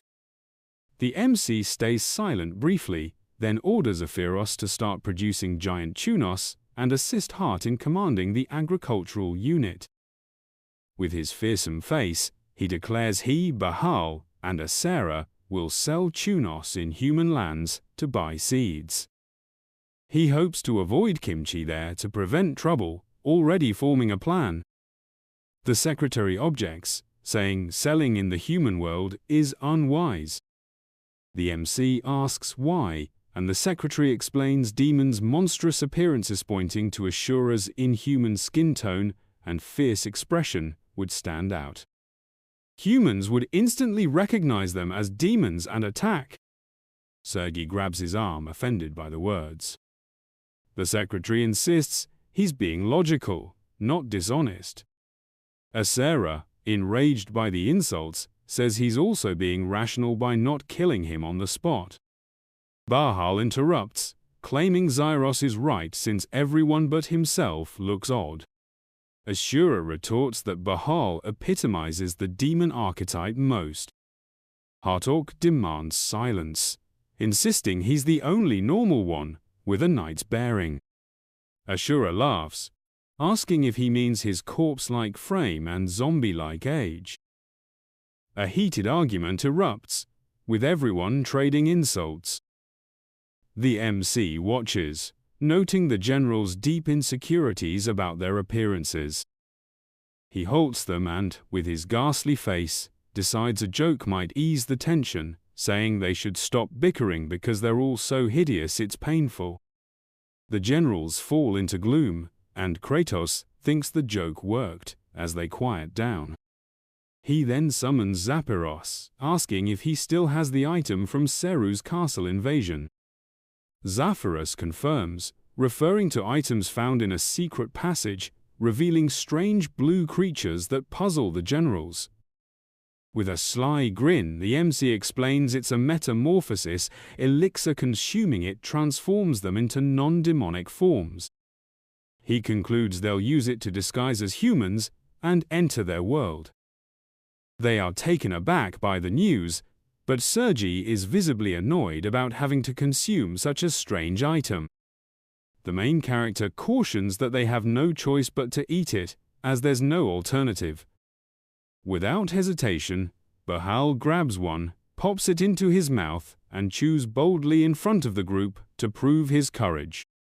Yet he nearly gags, exclaiming that it's revolting. At that moment, his entire body starts to shimmer with light. Observing this, the MC envisions that the creature Bahal transforms into will reflect the player's personality, hoping it won't be something too ferocious. A cloud of smoke envelops the general, and his silhouette reveals he's become a striking man with fiery red hair. Kratos is astonished by this glimpse into Bahal's inner self. Sergi, marveling at the transformation, swiftly picks up the creature and eats it. Another veil of smoke appears, and she morphs into a llama. Zaphiros materializes with a mirror to display the outcome, and Sergi is enraged, struggling to comprehend why she's now an animal. Next, the MC compels Asura to swallow one, and he transforms into a shoebill, also known as a shoe-billed stork, who is equally furious about the change. Then it's the MC's turn. After consuming it, another smoky curtain rises, but he remains an ordinary human, retaining his original Demon King appearance.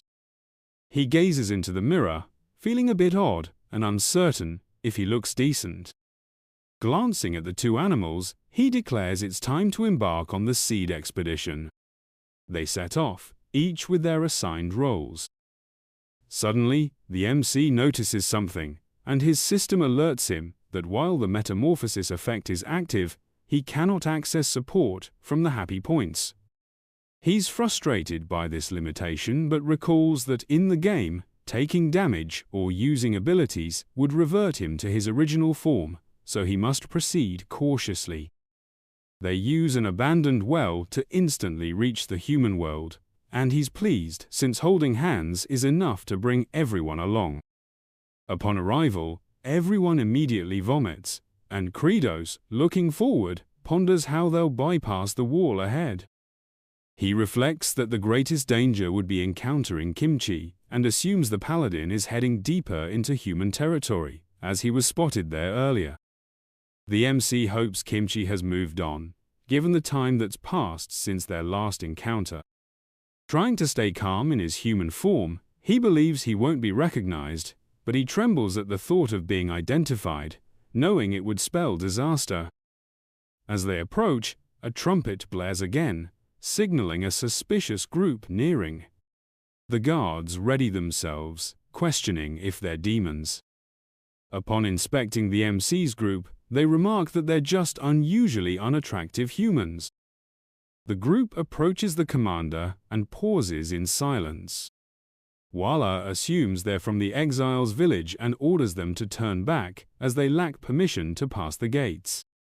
Sergi and Asura, in their animal forms, grow agitated, expecting such a reaction since the plan seemed far-fetched. Credos reasons that humans would be stricter post-demon invasion, so this response is expected. As a seasoned player who studied the game's behind-the-scenes diary at least 10 times, he fixes his gaze on the commander, shifts his demeanor, and announces he's bringing an offering straight from the demon lands.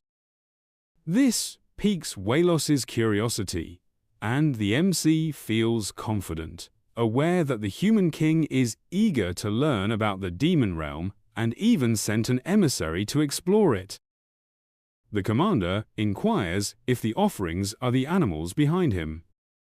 The MC, praising the commander's keen observation, points to Sergi and Asura, explaining their creatures captured from the depths of the demonic realm, and their roasted meat is otherworldly.